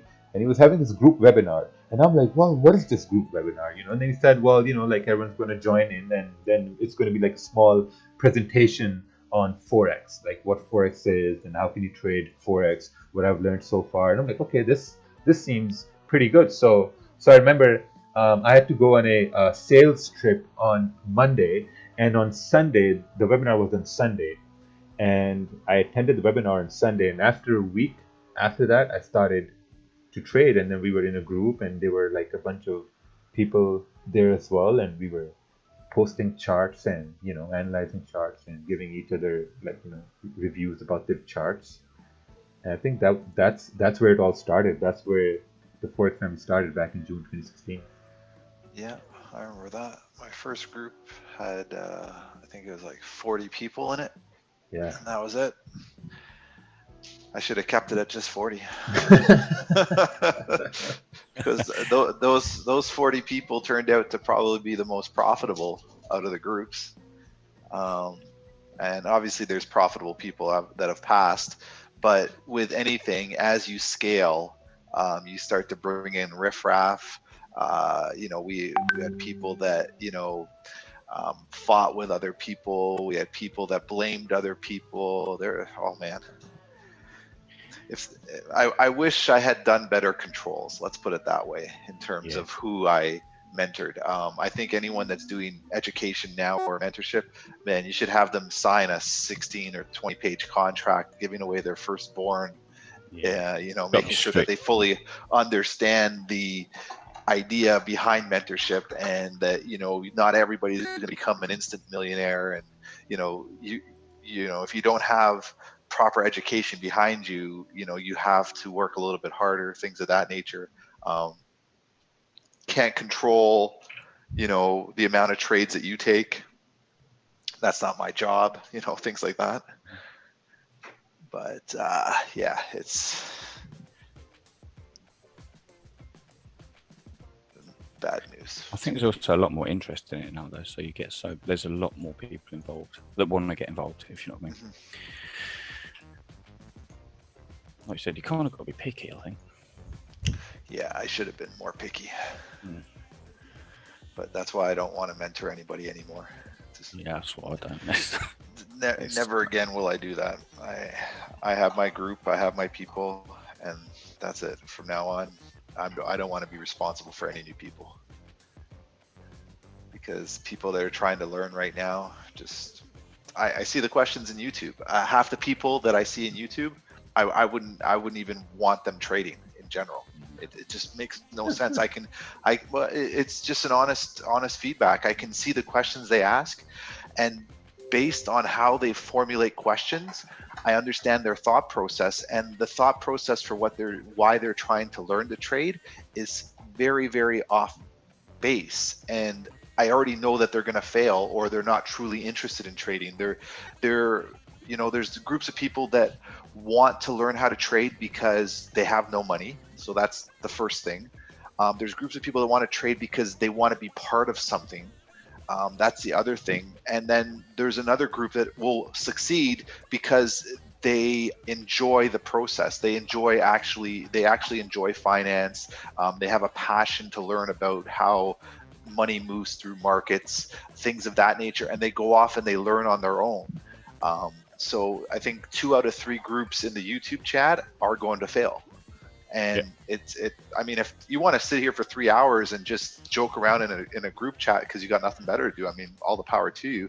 But I wouldn't even be in the YouTube chat for more than maybe half an hour a day, to be honest. If I was serious about trading, and I was learning, I would be coming, spamming my questions, getting my answers, and just going off and doing my thing again.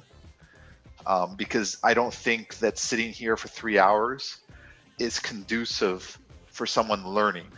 We do it because we're obviously trading live and we're answering questions, but you as an individual shouldn't be here for longer than half an hour max. Like literally, if you're the smartest person in the room, I'd come in right as soon as the session opens, as soon as the live stream opens, get my questions out of the way, and then start working on my own again, and just keep coming back every day at like 6:30 a.m. right away and get my questions answered and out the door.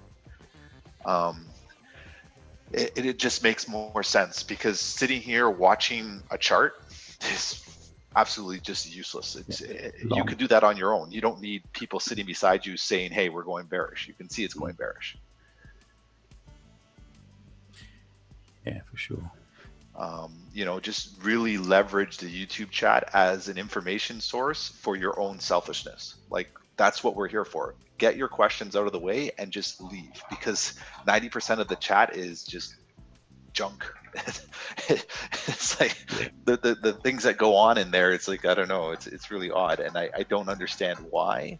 Well, I mean, I understand why, because there's certain people that just, that's their line of thinking, but just to me, it's a waste of my time. Like I wouldn't be using the YouTube chat that way. Like, I would literally be going in, asking specific questions to my trading, and then leaving. Yeah, get your answers. That's it. Yeah. Send a chat. How did I mess up on this? Get some feedback. Done. Exactly. Get feedback and then get out and then start again.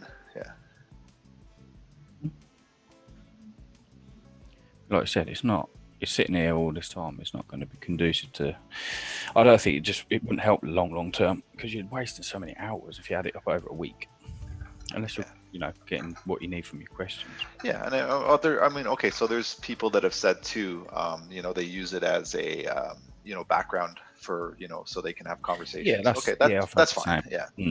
That's fine. I mean, if you're going to do that as well, like I said, I just think from a question standpoint, the best way to get the most out of this YouTube channel, out of the free stream, is for you to go out and do testing and go out and execute trades, and then come back and say, hey, this is where I think I'm having difficulty. Can you assist me with this? Because I'm having trouble with this thing. Not what lot size do you use? How much is your account? Whose is this? Who does that? Are there any trades today? Like that those questions are just irrelevant. It should be, I did this trade yesterday. I'm doing this trade today. This is what I'm looking to do. Can I get some feedback? And be like, okay, perfect. Thank you. And then on your way.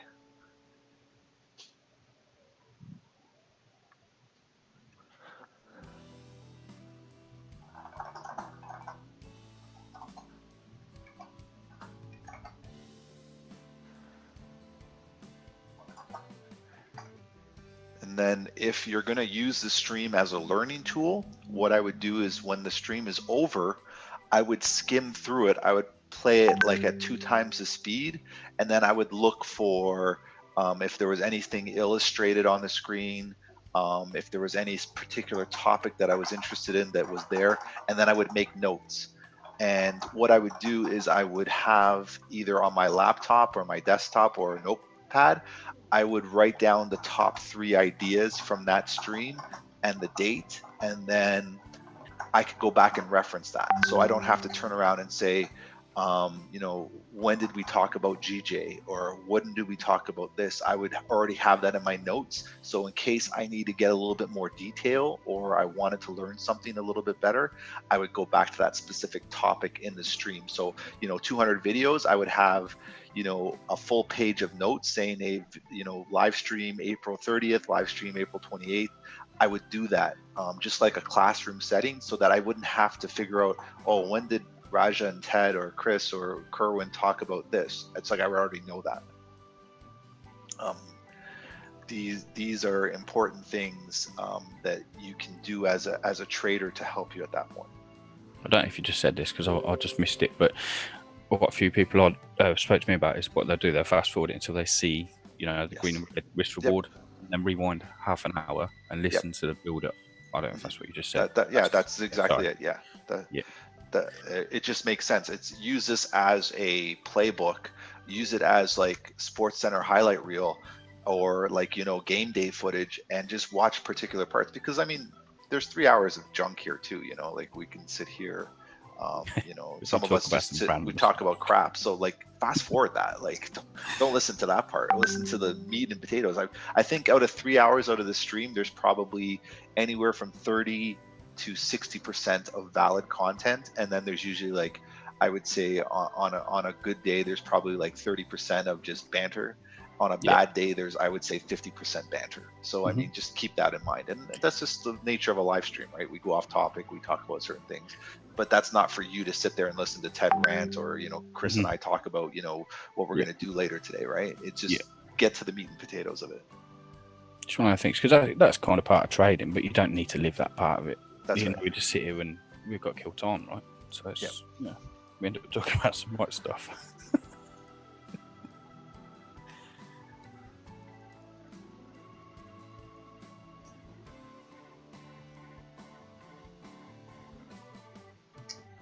The biggest problem I have right now is I take too many trades. I jump in trades blindly, then start analyzing the chart, and I'm like, shit.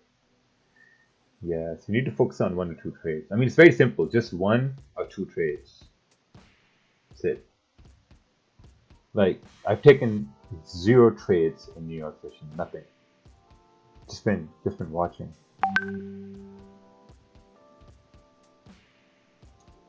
I wish I had taken that GJ trade that I talked about. Oh, I really wish I held my runner from this morning.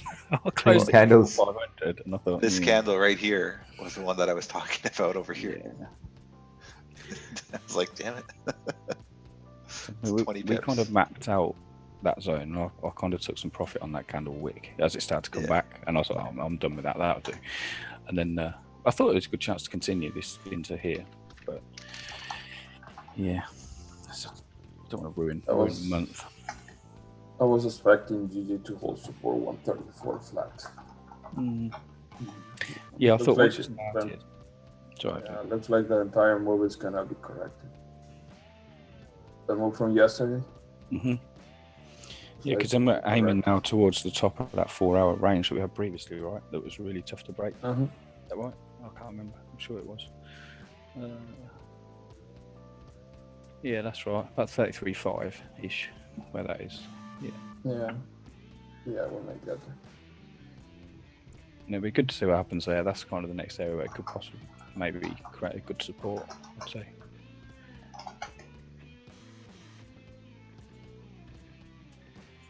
That 133 for 133. What's that? 500 area possible. Yeah, 450, 500, somewhere there, I think. Yeah, but as long as we keep breaking down. But I mean, that'll be the next point for me where I'm looking at 4 hour anyway. Yeah. There's a nice clean candle left now on the 4. Not this green one, but further left.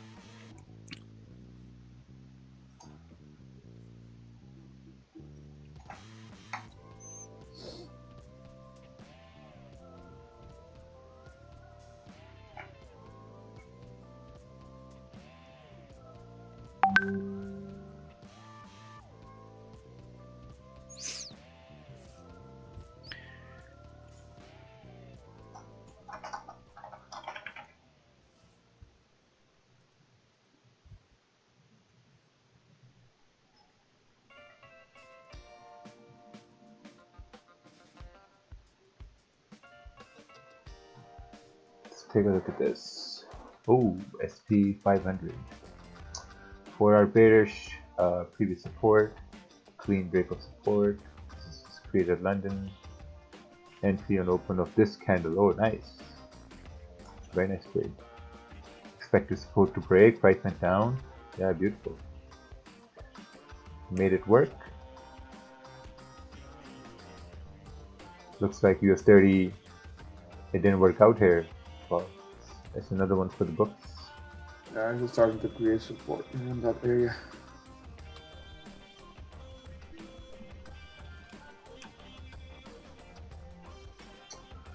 If the 30-minute closes below that resistance right there, would now it be sell? Well, if it was a sell, basically missed it. You know, you missed the sell.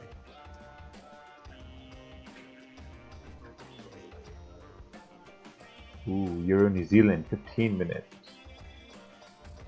Very nice.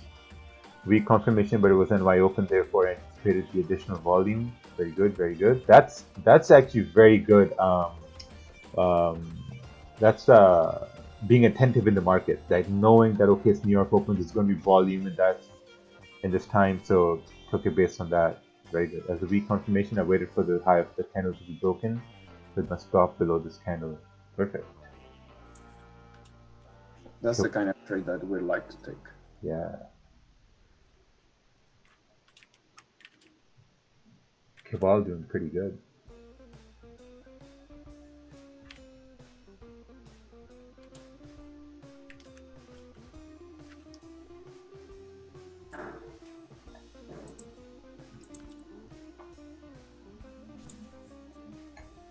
Let's take a look at this chart. Oh, wrong chart. Say wrong chart.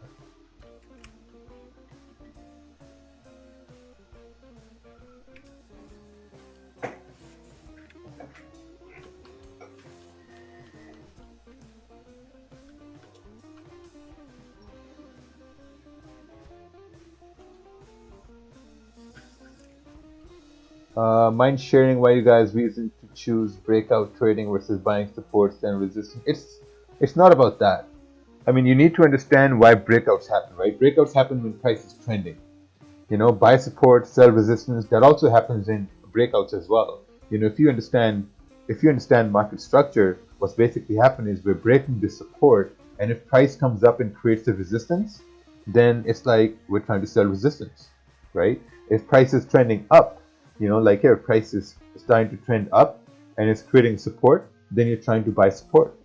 So it's all the same thing. It just goes down to the fact that if you really truly understand market structure, like if we look at the example over here, you had support over here, you had resistance over here, so price was trying to trend down. Also because this wasn't a fundamental move up, so it has to be corrected.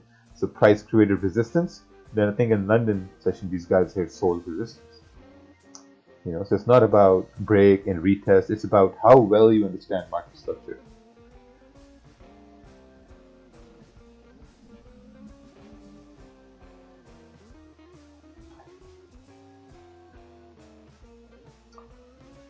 What's this? Stop is placed above the candle which broke the previous candle's low, and I got stopped out. Yeah, I think, yeah, that's good. I mean, your idea was correct. You wanted this candle which went bullish to continue down over here, but it went bullish. Now you gotta look at the small time frames to see how could you have minimized your loss.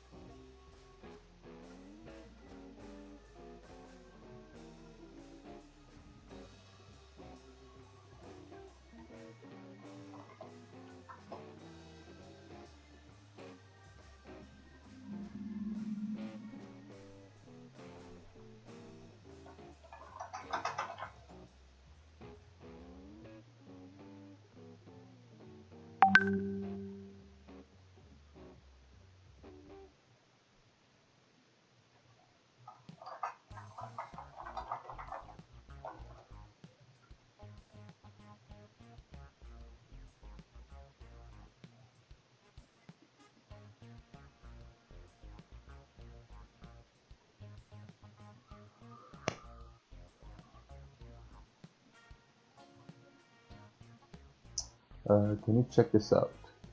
Let's take a look. Let's see what we find. So this is buy. Oh, possible flag is forming due to previous trend is bullish. So we are looking for opportunity to buy. The price currently at a key level support and a lower trend line. Makes sense. But then again, you have no confirmation for buys. Like the candles, your indicators are telling you it's a buy, but the candles are not telling you it's a buy. The candles are telling you that we are still bearish. So you need to wait for a candle to maybe form bullish, or you want the candle to break the previous high for it to go up. So I would say it's pretty risky.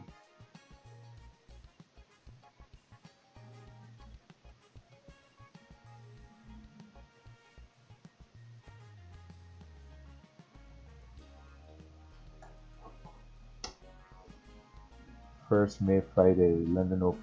Very nice. Beautiful. Good trade.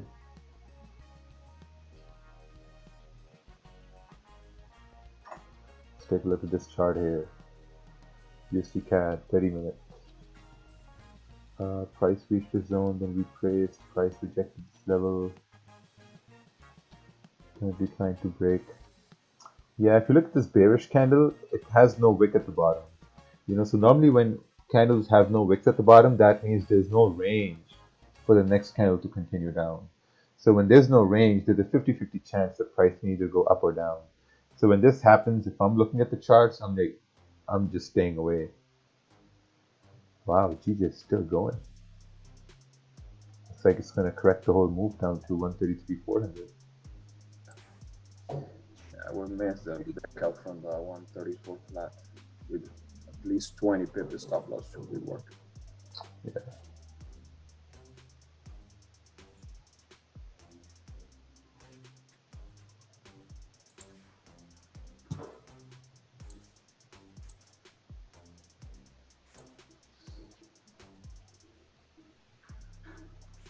This candle was the trade.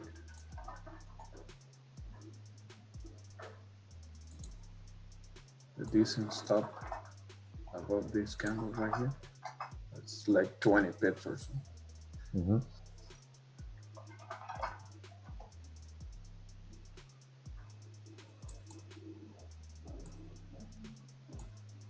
Do you think candlestick patterns like hammer, doji, shooting stars are relevant? I think those names were created by somebody to help them with trading. That's what I think.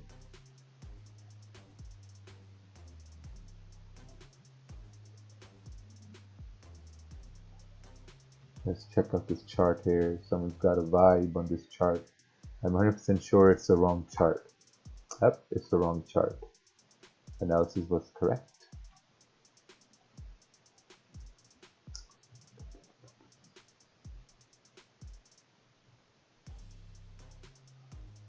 Would you ever record a video of yourself creating, executing trades, showing your reaction time to price action? I think I do that here. So yesterday, I took a trade, and then everybody saw my reaction. My reaction was nothing. Didn't really faze me at all.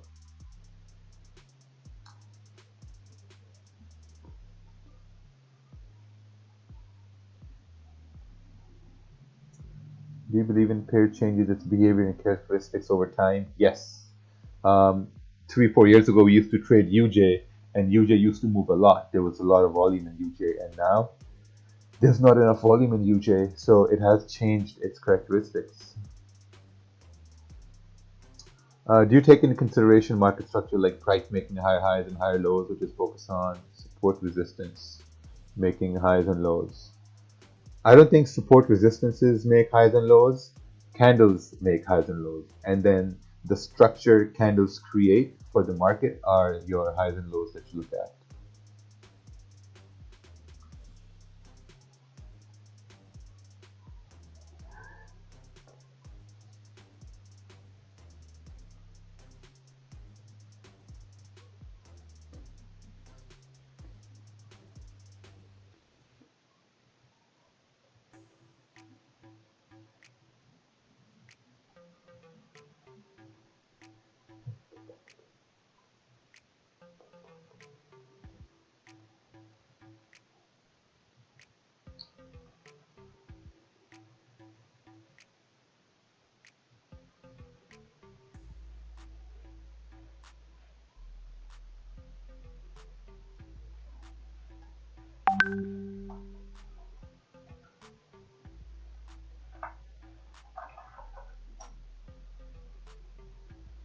Hey guys, good morning. Hey, good morning, good morning. We got Nicole in the house. Profitable with securing fast, but only RR1. I guess I was profitable with the volume of Corona. This month it was break even for me. Yeah, last month, April, no, March was pretty good. March had a lot of volume in it. We had some really, really big moves in March.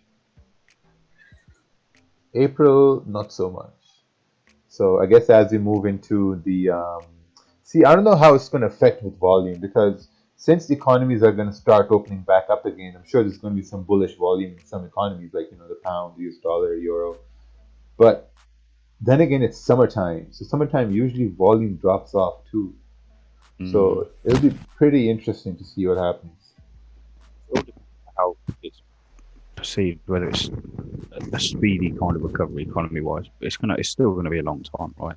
So whether it's Yeah. gonna come into effect like straight off the bat, or it's gonna be quarter three,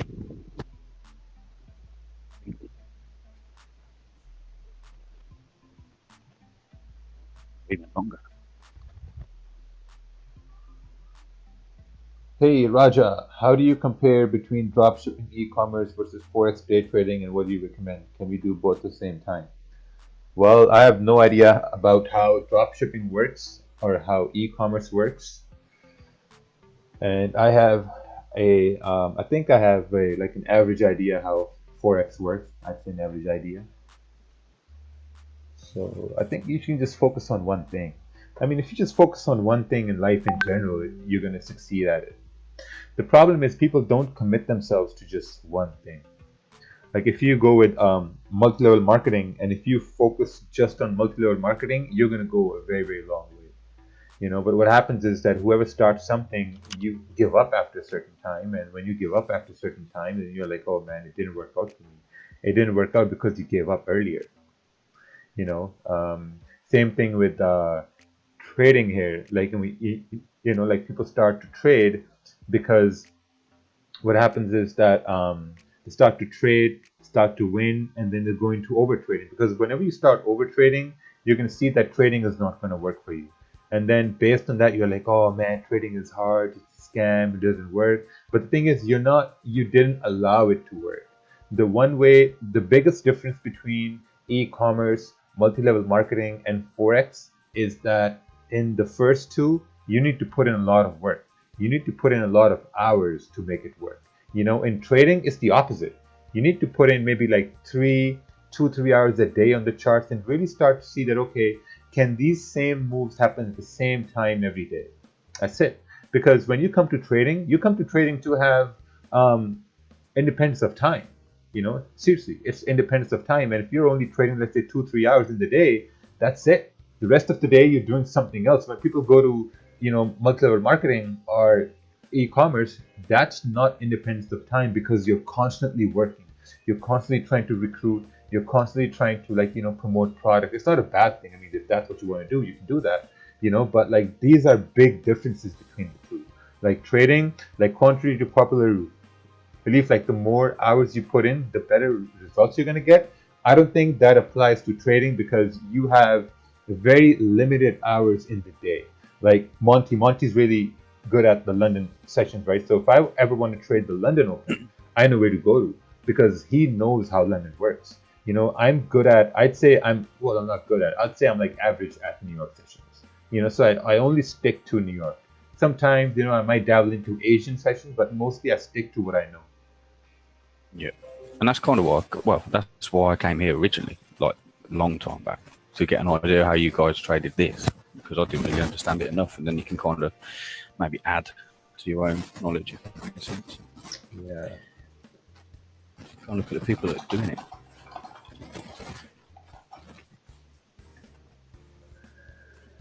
Thoughts on EJ? Let's take a look here. Candle broke below, waiting on this candle to reject that level to break below, coming down to this support over here. Yeah, this looks good. Also, it's a Friday, so you have to be very careful. Sometimes on Friday you have some weird moves, like GJ just coming down. Yeah, it'd be interesting to see how London close and stuff. What happens later? Well, I won't be trading then. I'll be right back.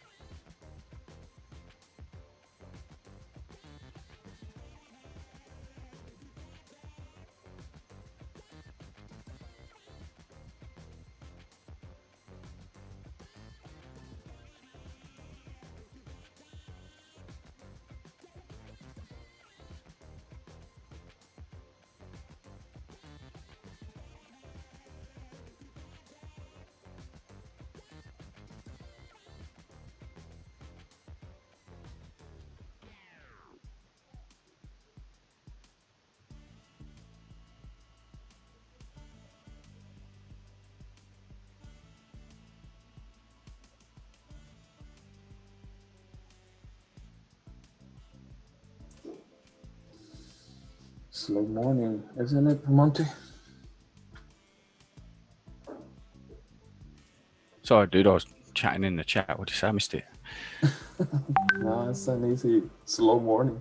Man, if you got up in London, it won't slow. You'd still be in the trade, right? Yeah. Nah, it's yeah, it kind of is now. You got anything on Monday? Yeah, but basically from you can't quite see it on his screen, but we took sell stops just below kind of that level. These wicks, nice. basically sell stops at them wicks, and then we had a level at kind of I can't remember exactly where it was. Hang on. That's good. Yeah, 264 and then 134 dead, and then I thought maybe we'll get support there, and it didn't, and it broke down. And the next target was 133 529, which is kind of where it just got to now, basically. But that's just using the levels to the left on the 1 hour and potential 4 hour old support resistance at 133.5. Yeah, not bad. I wasn't actually planning on taking a trade today because at the end of the start of the month and stuff, end of the week, I was just going to kind of see what happened. If anything come, I kind of did a sell stop just to see if anything played out, and it kind of worked out. Once you got in profit, I was about 5-6 pips up, and I put it break even just to see. And then I took some profit. It worked out pretty good. Although I closed my runner before where Rakeel's got his orange line. It's a bit of a shame, but still, it's a good trade either way. Yeah, it's a good trade. I'll start the month off right. Yeah.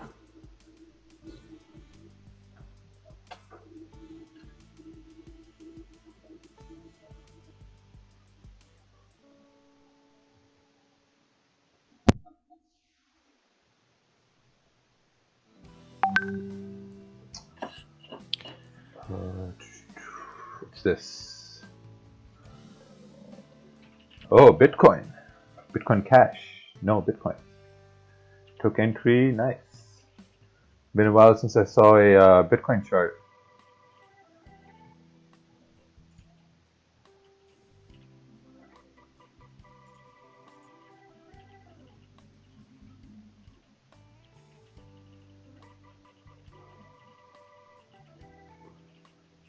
Having trouble with having my winners bigger than my losers. Any advice? I've been closing partials around 1-to-1, moving to break even, but when break even gets stopped out, the overall trade becomes less than 1-to-1.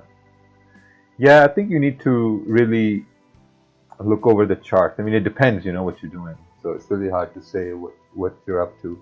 Like if you're in a group or if you're in like a mentorship group or something, it's better to post a chart there and ask ask them like how could you better improve it.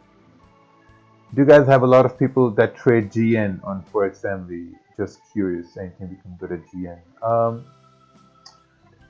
Yeah, some people trade GN, but it's not about how many people trade GN in a specific group. It's about how well can you read candles. I believe candles, they move the same way on all time frames. That's what I believe. It's just like knowing the small intricacies of the pair. Like if you know what I mean, intricacies. That's a good word. Yeah, intricacies. You're doing well today with these big words. Yeah, I'm doing pretty good with the vocabulary. Does professional traders normally practice on trading one pair or multiple? I think trading one pair is extremely good. That's a very good way to start.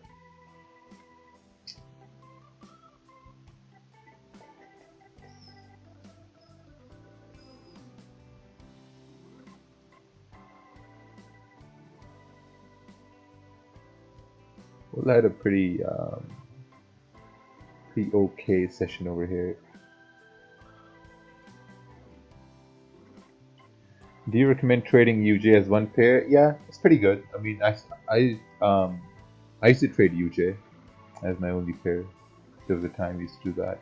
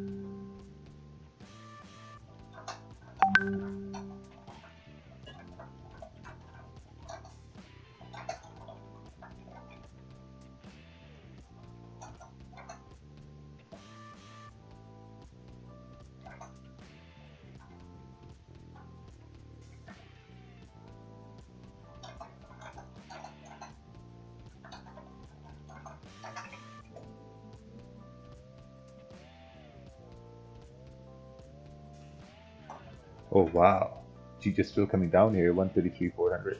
Yeah, it'd be interesting to see what it does here because this is that 4 hour, isn't it? I think it's this 4 hour level. Can't remember now.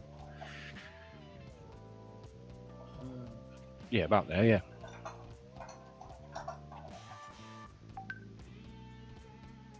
Yeah, around there. That 4 hour candle's big.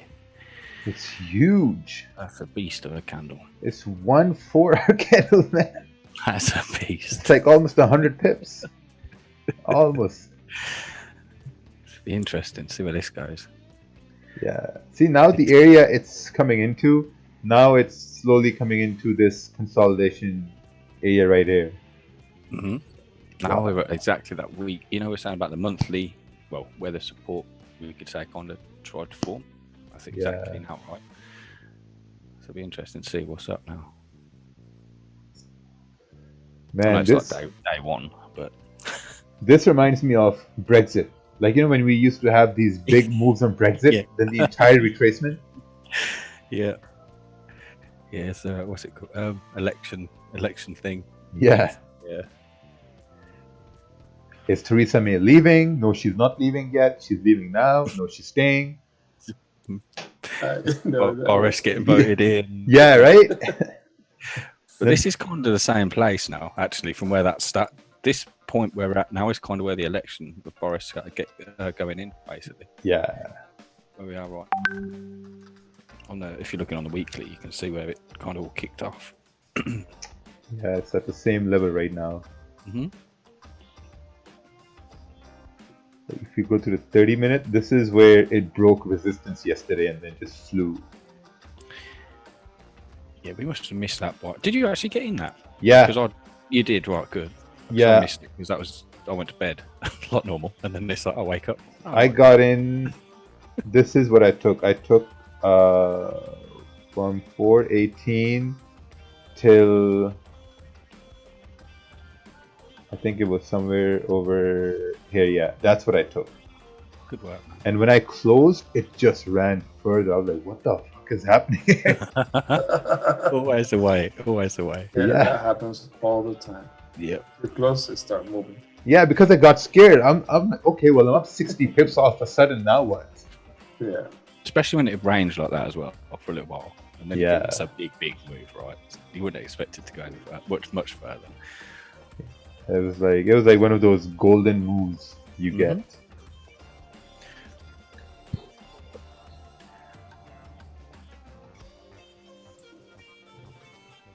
It's kind of a golden move on the way down. And Yeah. Guys who had their runners here, man. I wonder if anyone's holding runners from London session, because that would be pretty damn good. I wonder if someone's holding buys from here. Yeah, the dude that said he was buying earlier. So I think it's about there.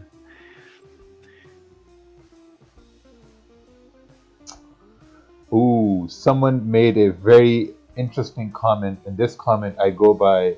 It says, to be honest, after buying some courses from different people and learning from Baby Pips till following here and Monty channel for 1 month, all those bull, beer, pennant, rising wedge, etc., all is just price action. Your boy. That is correct. That's it. we are the kings. Yeah, appreciate it, man.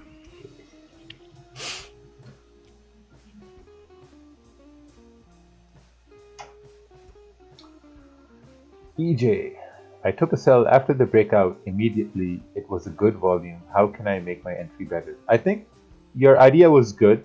You expected price to come down to this support, but you know the candle went against you, so now you got to figure out, okay, how could you have minimized your loss? That's it.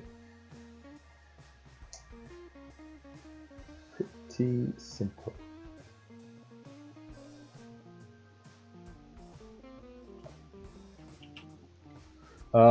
What are your expectations on the dollar strength weakness coming with the upcoming ISM report? To be honest, I have no expectations. I don't know what that's going to do. I don't really care. Now, that's not me being rude. I'm just being very open. I don't care what that's going to do because my trading time is going to end in like 15 minutes, and then I have to go to Walmart to get some supplies.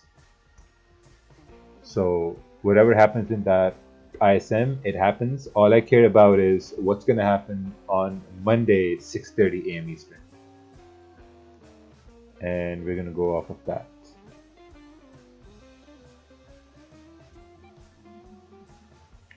When you say for the trade yesterday you took that you got a little scared, how to you over the fear on re-entering the trade again? I wouldn't have, because it already moved a lot, and then I closed. I got what I wanted. I was like, okay, it's like 60 pips. Okay, well, perfect. I'll just maybe close over here.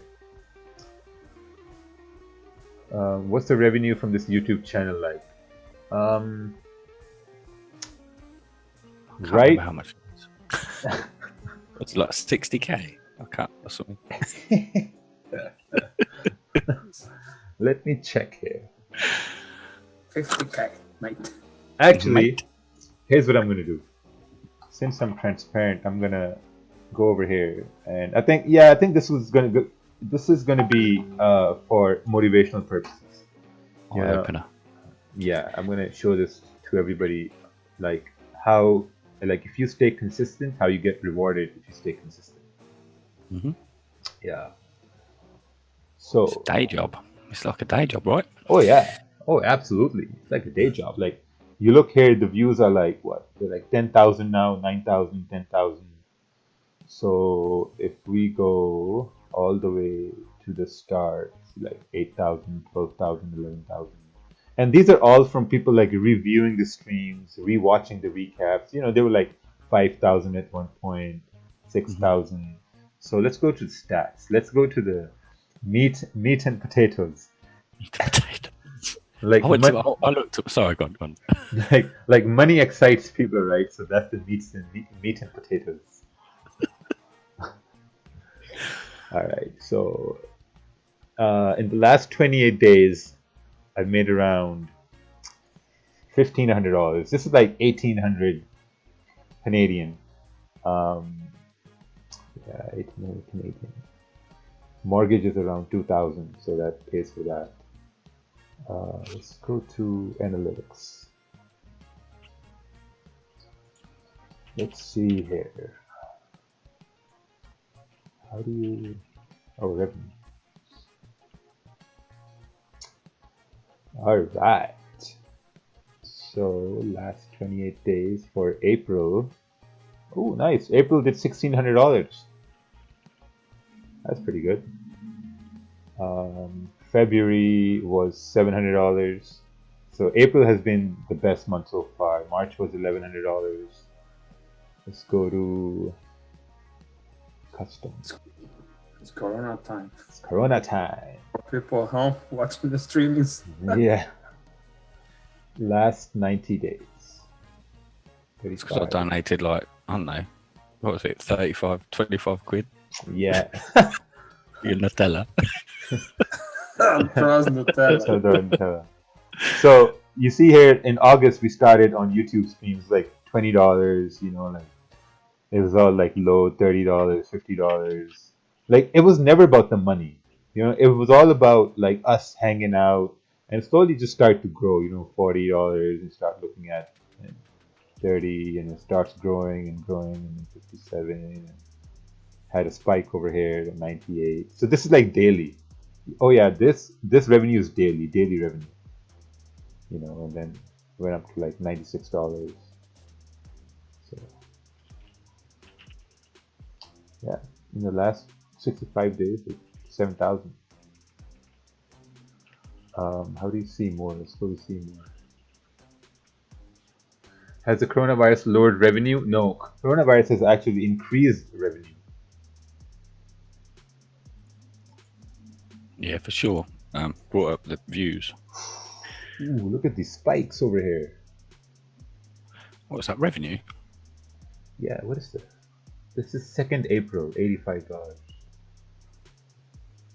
Oh, I know what that was. Yeah. Yeah, so this is revenue per video. Back to the basics made $350. What? Wow. You want to put them back up? Wow. No, I took it off. I was going to say, I thought you did, yeah. Yeah. The signs made $100. Yeah. This is the first time I'm watching this. It's interesting. I love stats. I'll go through them all the time. Yeah, I like stats too. Like the live streams consistently make $50, $60. It's trying to get up in April. I find it's good to see where you get the demographic of people from, what countries and stuff. That's interesting. I think also one thing that really boosts this thing up is average duration time. Like on average, how much time people are spending watching the videos? You know, like half an hour almost.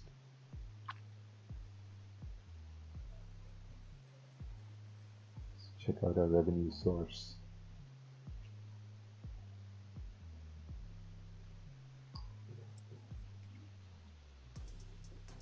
Oh, it's all ad revenue. Oh, yeah, that's the majority. Yeah. YouTube Premium. Let's see what, how much did we do on the options webinar? So that was on the 24th April. April 23rd. Oh yeah. Oh, $90. Wow. Pretty good. Yeah. Pretty decent.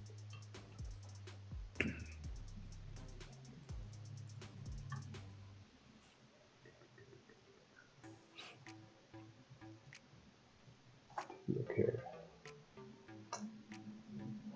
Has this candle violated the idea of support by wicking down below the recent support created, or is it still support as closed above it? I think, let's take a look here. So let's take a look on the 1 hour. 1 hour we have price rejected up over here, coming down to some sort of probably a support down here. Looking at it on the 30-minute chart. Yeah, it's still at support. It's still at support. I mean, but there's no confirmation that price is going to go up. You know, there's no confirmation for this price to go up. Do you plan on reposting the back to basics video? No, not really. I'm going to keep it. I'm going to keep it here. But there's like a lot of content on my YouTube. Like there's a lot of man, like priceless information there. The Signs is pretty good. Signs 2.0 is really good. There are a lot of simulation webinars are there. They're pretty good. You know, so.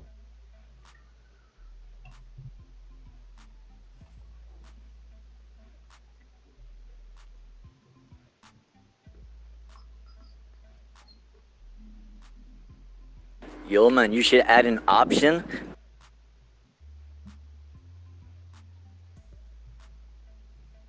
Hi, Raya. What do you think I entered GBP AUD for the long run, but it's pulling back now. What do you think? It will retrace more or continue up? All right. Since my name was spelled correctly, I'm going to take a look at GBP AUD. Raya. All right. So let's analyze here GBP AUD here. All right. So 4 hour is it reached this. It actually broke above here. Okay. Let's take a look at the 1 hour. 1 hour came down to this consult. Let's just readjust this zone here, make it look more pretty. Okay, so see 1 hour created support over here before moving up because you had a bullish candle and then you had a, let me get my marker over here. It's gonna be better. So you had a bullish candle, then you had a bearish candle, and then you had another bullish candle. So this means support formed. Right, price moved up, created resistance, came back down to support, and now it's pulling back up. So your entry was 1.93864. 1.93.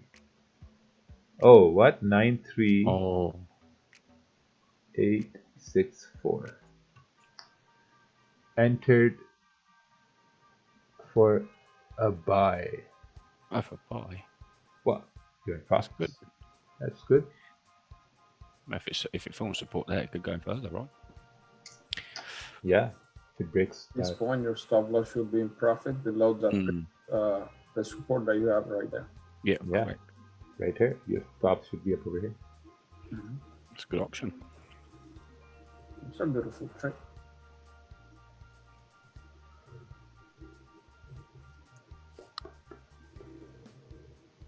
And it was 120 pips in profits. Yeah. Oh, really? Yeah. Oh, wow. Yeah. And yeah, almost 100. Almost Yep. 100. See, I think what's scary is that when people take a trade, they don't really understand where are they going to exit or take profit. They don't really understand that. So that's very important. Like when you're running in profits, you should know exactly where you're going to close some percent, or you're going to, like, you know, maybe like secure profits or your exits, or where you're going to put stops at break even or stops and profits. So those things are really important. Age groups, yeah. Most age groups are between 25 and 40. That's the majority of the age group there.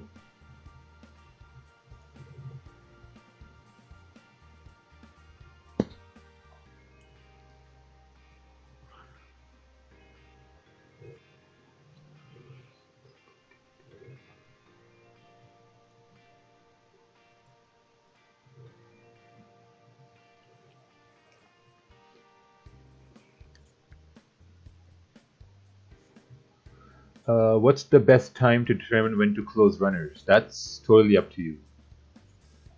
That is totally up to you when you want to close runners. I took no trades today. 0. Ooh, someone made 4%. Yeah, that's good work. See you on Monday.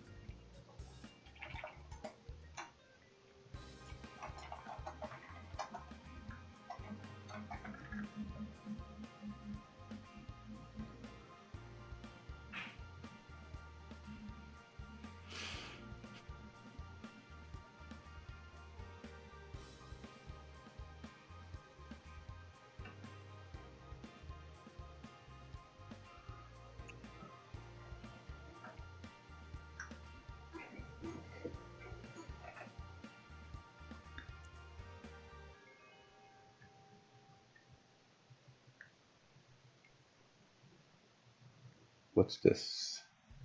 Dow set to fall 400 points after best month in 3 decades. Is this what Ted was discussing earlier?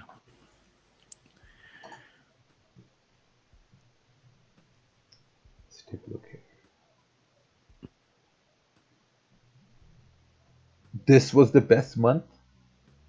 It's mad. I don't know how they can, I suppose because of the big drop, but I mean the gain, it's the count percentage, right? So it's got to be a gain, but after dropping so much, then it's probably not great. Yeah, I You think got to think about it. We dropped somewhere to what, 19, and we pretty much we're like what 4,000 points from the top. If you count that retracement, I suppose, and this candle, that would look really good, wouldn't it? On paper, but still.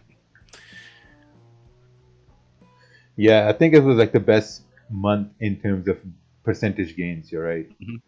But you'd expect it based on the fact that that's a big drop, right? It's well, same as what GJ's done, isn't it? Really, same type of thing. Big drop and then a huge 1,000 pip retracement from the bottom.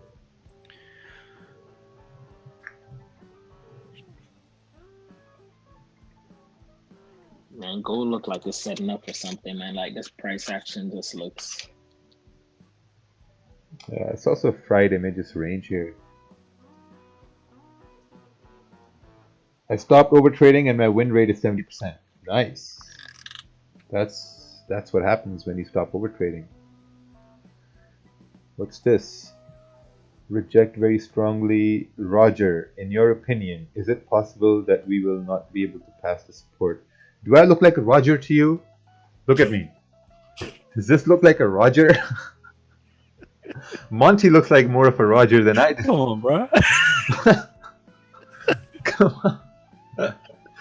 That's hilarious. Oh, dear. Yeah, I think you need to look at this on the... Well, to be fair, that light on your face, you're very white right now. Yeah. That's better. That's better. Roger. Yeah, I think here you need to look at the 4-hour time frame and see what's happening here. You'll see more information here. Yeah, what's funny is when I meet older people, like 50 plus and 60 plus, I tell them, hey, my name is Raja. They're like, Roger? They're like, no, Raja. Oh, are you Roger?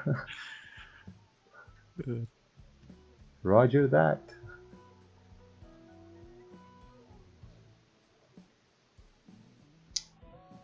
Can you post back to basics for a day? No, it's gone. It was up there for half a year. I can only do so much for free, right? I mean, come on.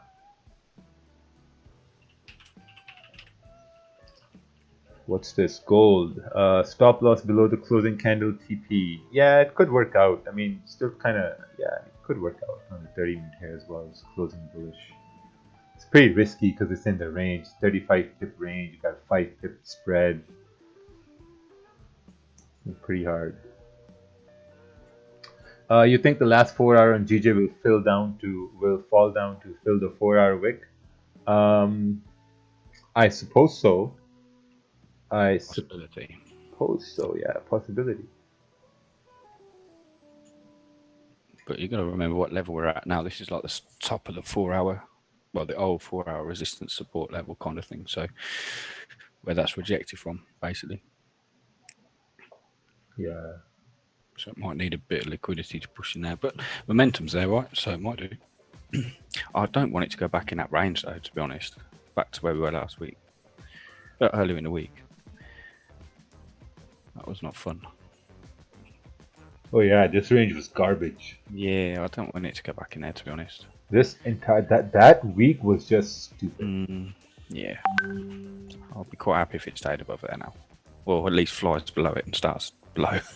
I don't want to spend another week in there. That'd be awful.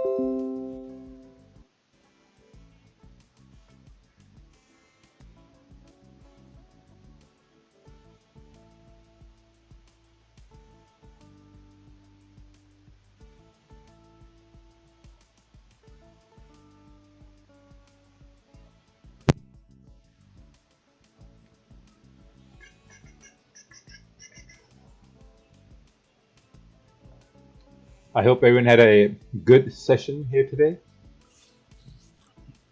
Very enjoyable. Yeah, very, very interesting. Nice to get the week done. To be honest, it might start pushing up now, and it mate, a little bit. Mm-hmm. Yeah, I'm watching it. Yeah, watching the same thing. I'm going to go to bed soon, so it's probably a good idea for everyone to have a buy, right? So that's normally what happens. This is a good educational session. Yeah. It was. I think it was. No trade is still a position. Mm-hmm. I kept my money safe. Exactly. For this month, I took one trade in the Asian session, and that's about it.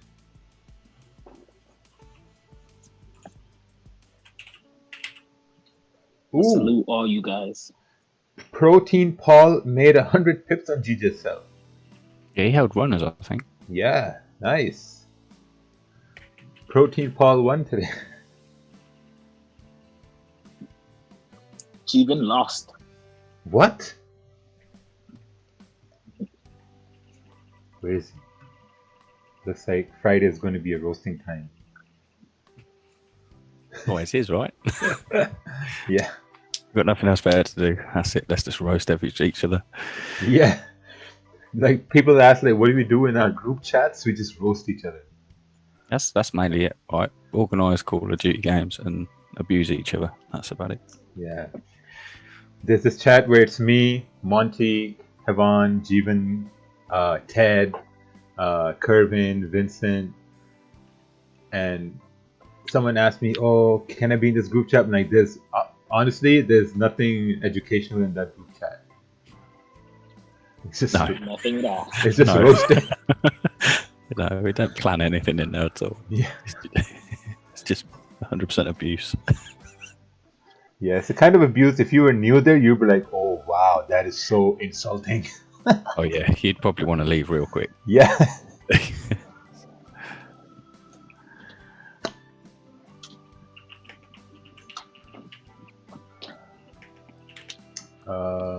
What's the EA used on? It's called the candle timer. So if you go over here, google.com. Oh, I wonder what time does Walmart open today? Oh, it's open. Perfect. And I had there in 10 minutes. Candle timer MT4. Yeah, there we go. There we go. You have so many links there for candle timers. See that? Super secret website. You have so many links here. Oh, for MT5 as well. So that's how you do analysis. After seeing a huge wick, how do you determine whether it was a rejection and about to reverse or whether a wick fill is about to occur? Well, if it happened above a support, then that's a rejection. If it happened below support, then there's a very high chance it will get filled. Hey guys, please don't lose your profits on GJ buys yet. Kindly wait for a bullish confirmation rejection. Going off of your point there, Arwada Clem, please guys, don't trade on Fridays now. Wait for a Monday. Tomorrow's Monday. I know people lost this week. I know some people are in drawdown. Trading on Friday, you're not going to make that losses back. It's not going to happen. You can make things a whole lot worse. Yeah, exactly.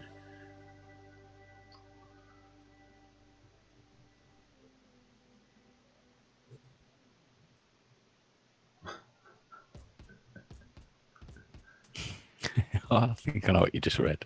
Yeah. Any plans for a YouTube webinar this weekend? No. We're doing a refresher webinar for all the groups. Let's see what the indicators are saying. Let's try to read some RSI here.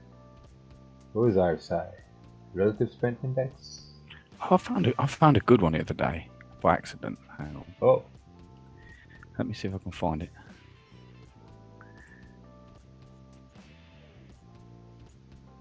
So it's oversold. So time to buy, I guess.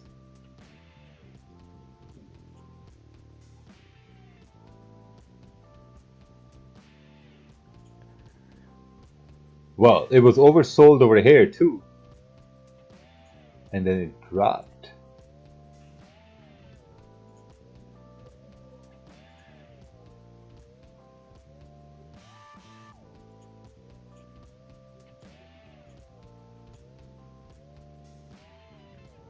I've just pressed something and ruined my chart.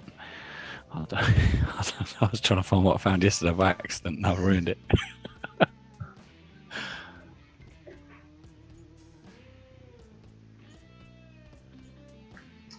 Oh, that's better.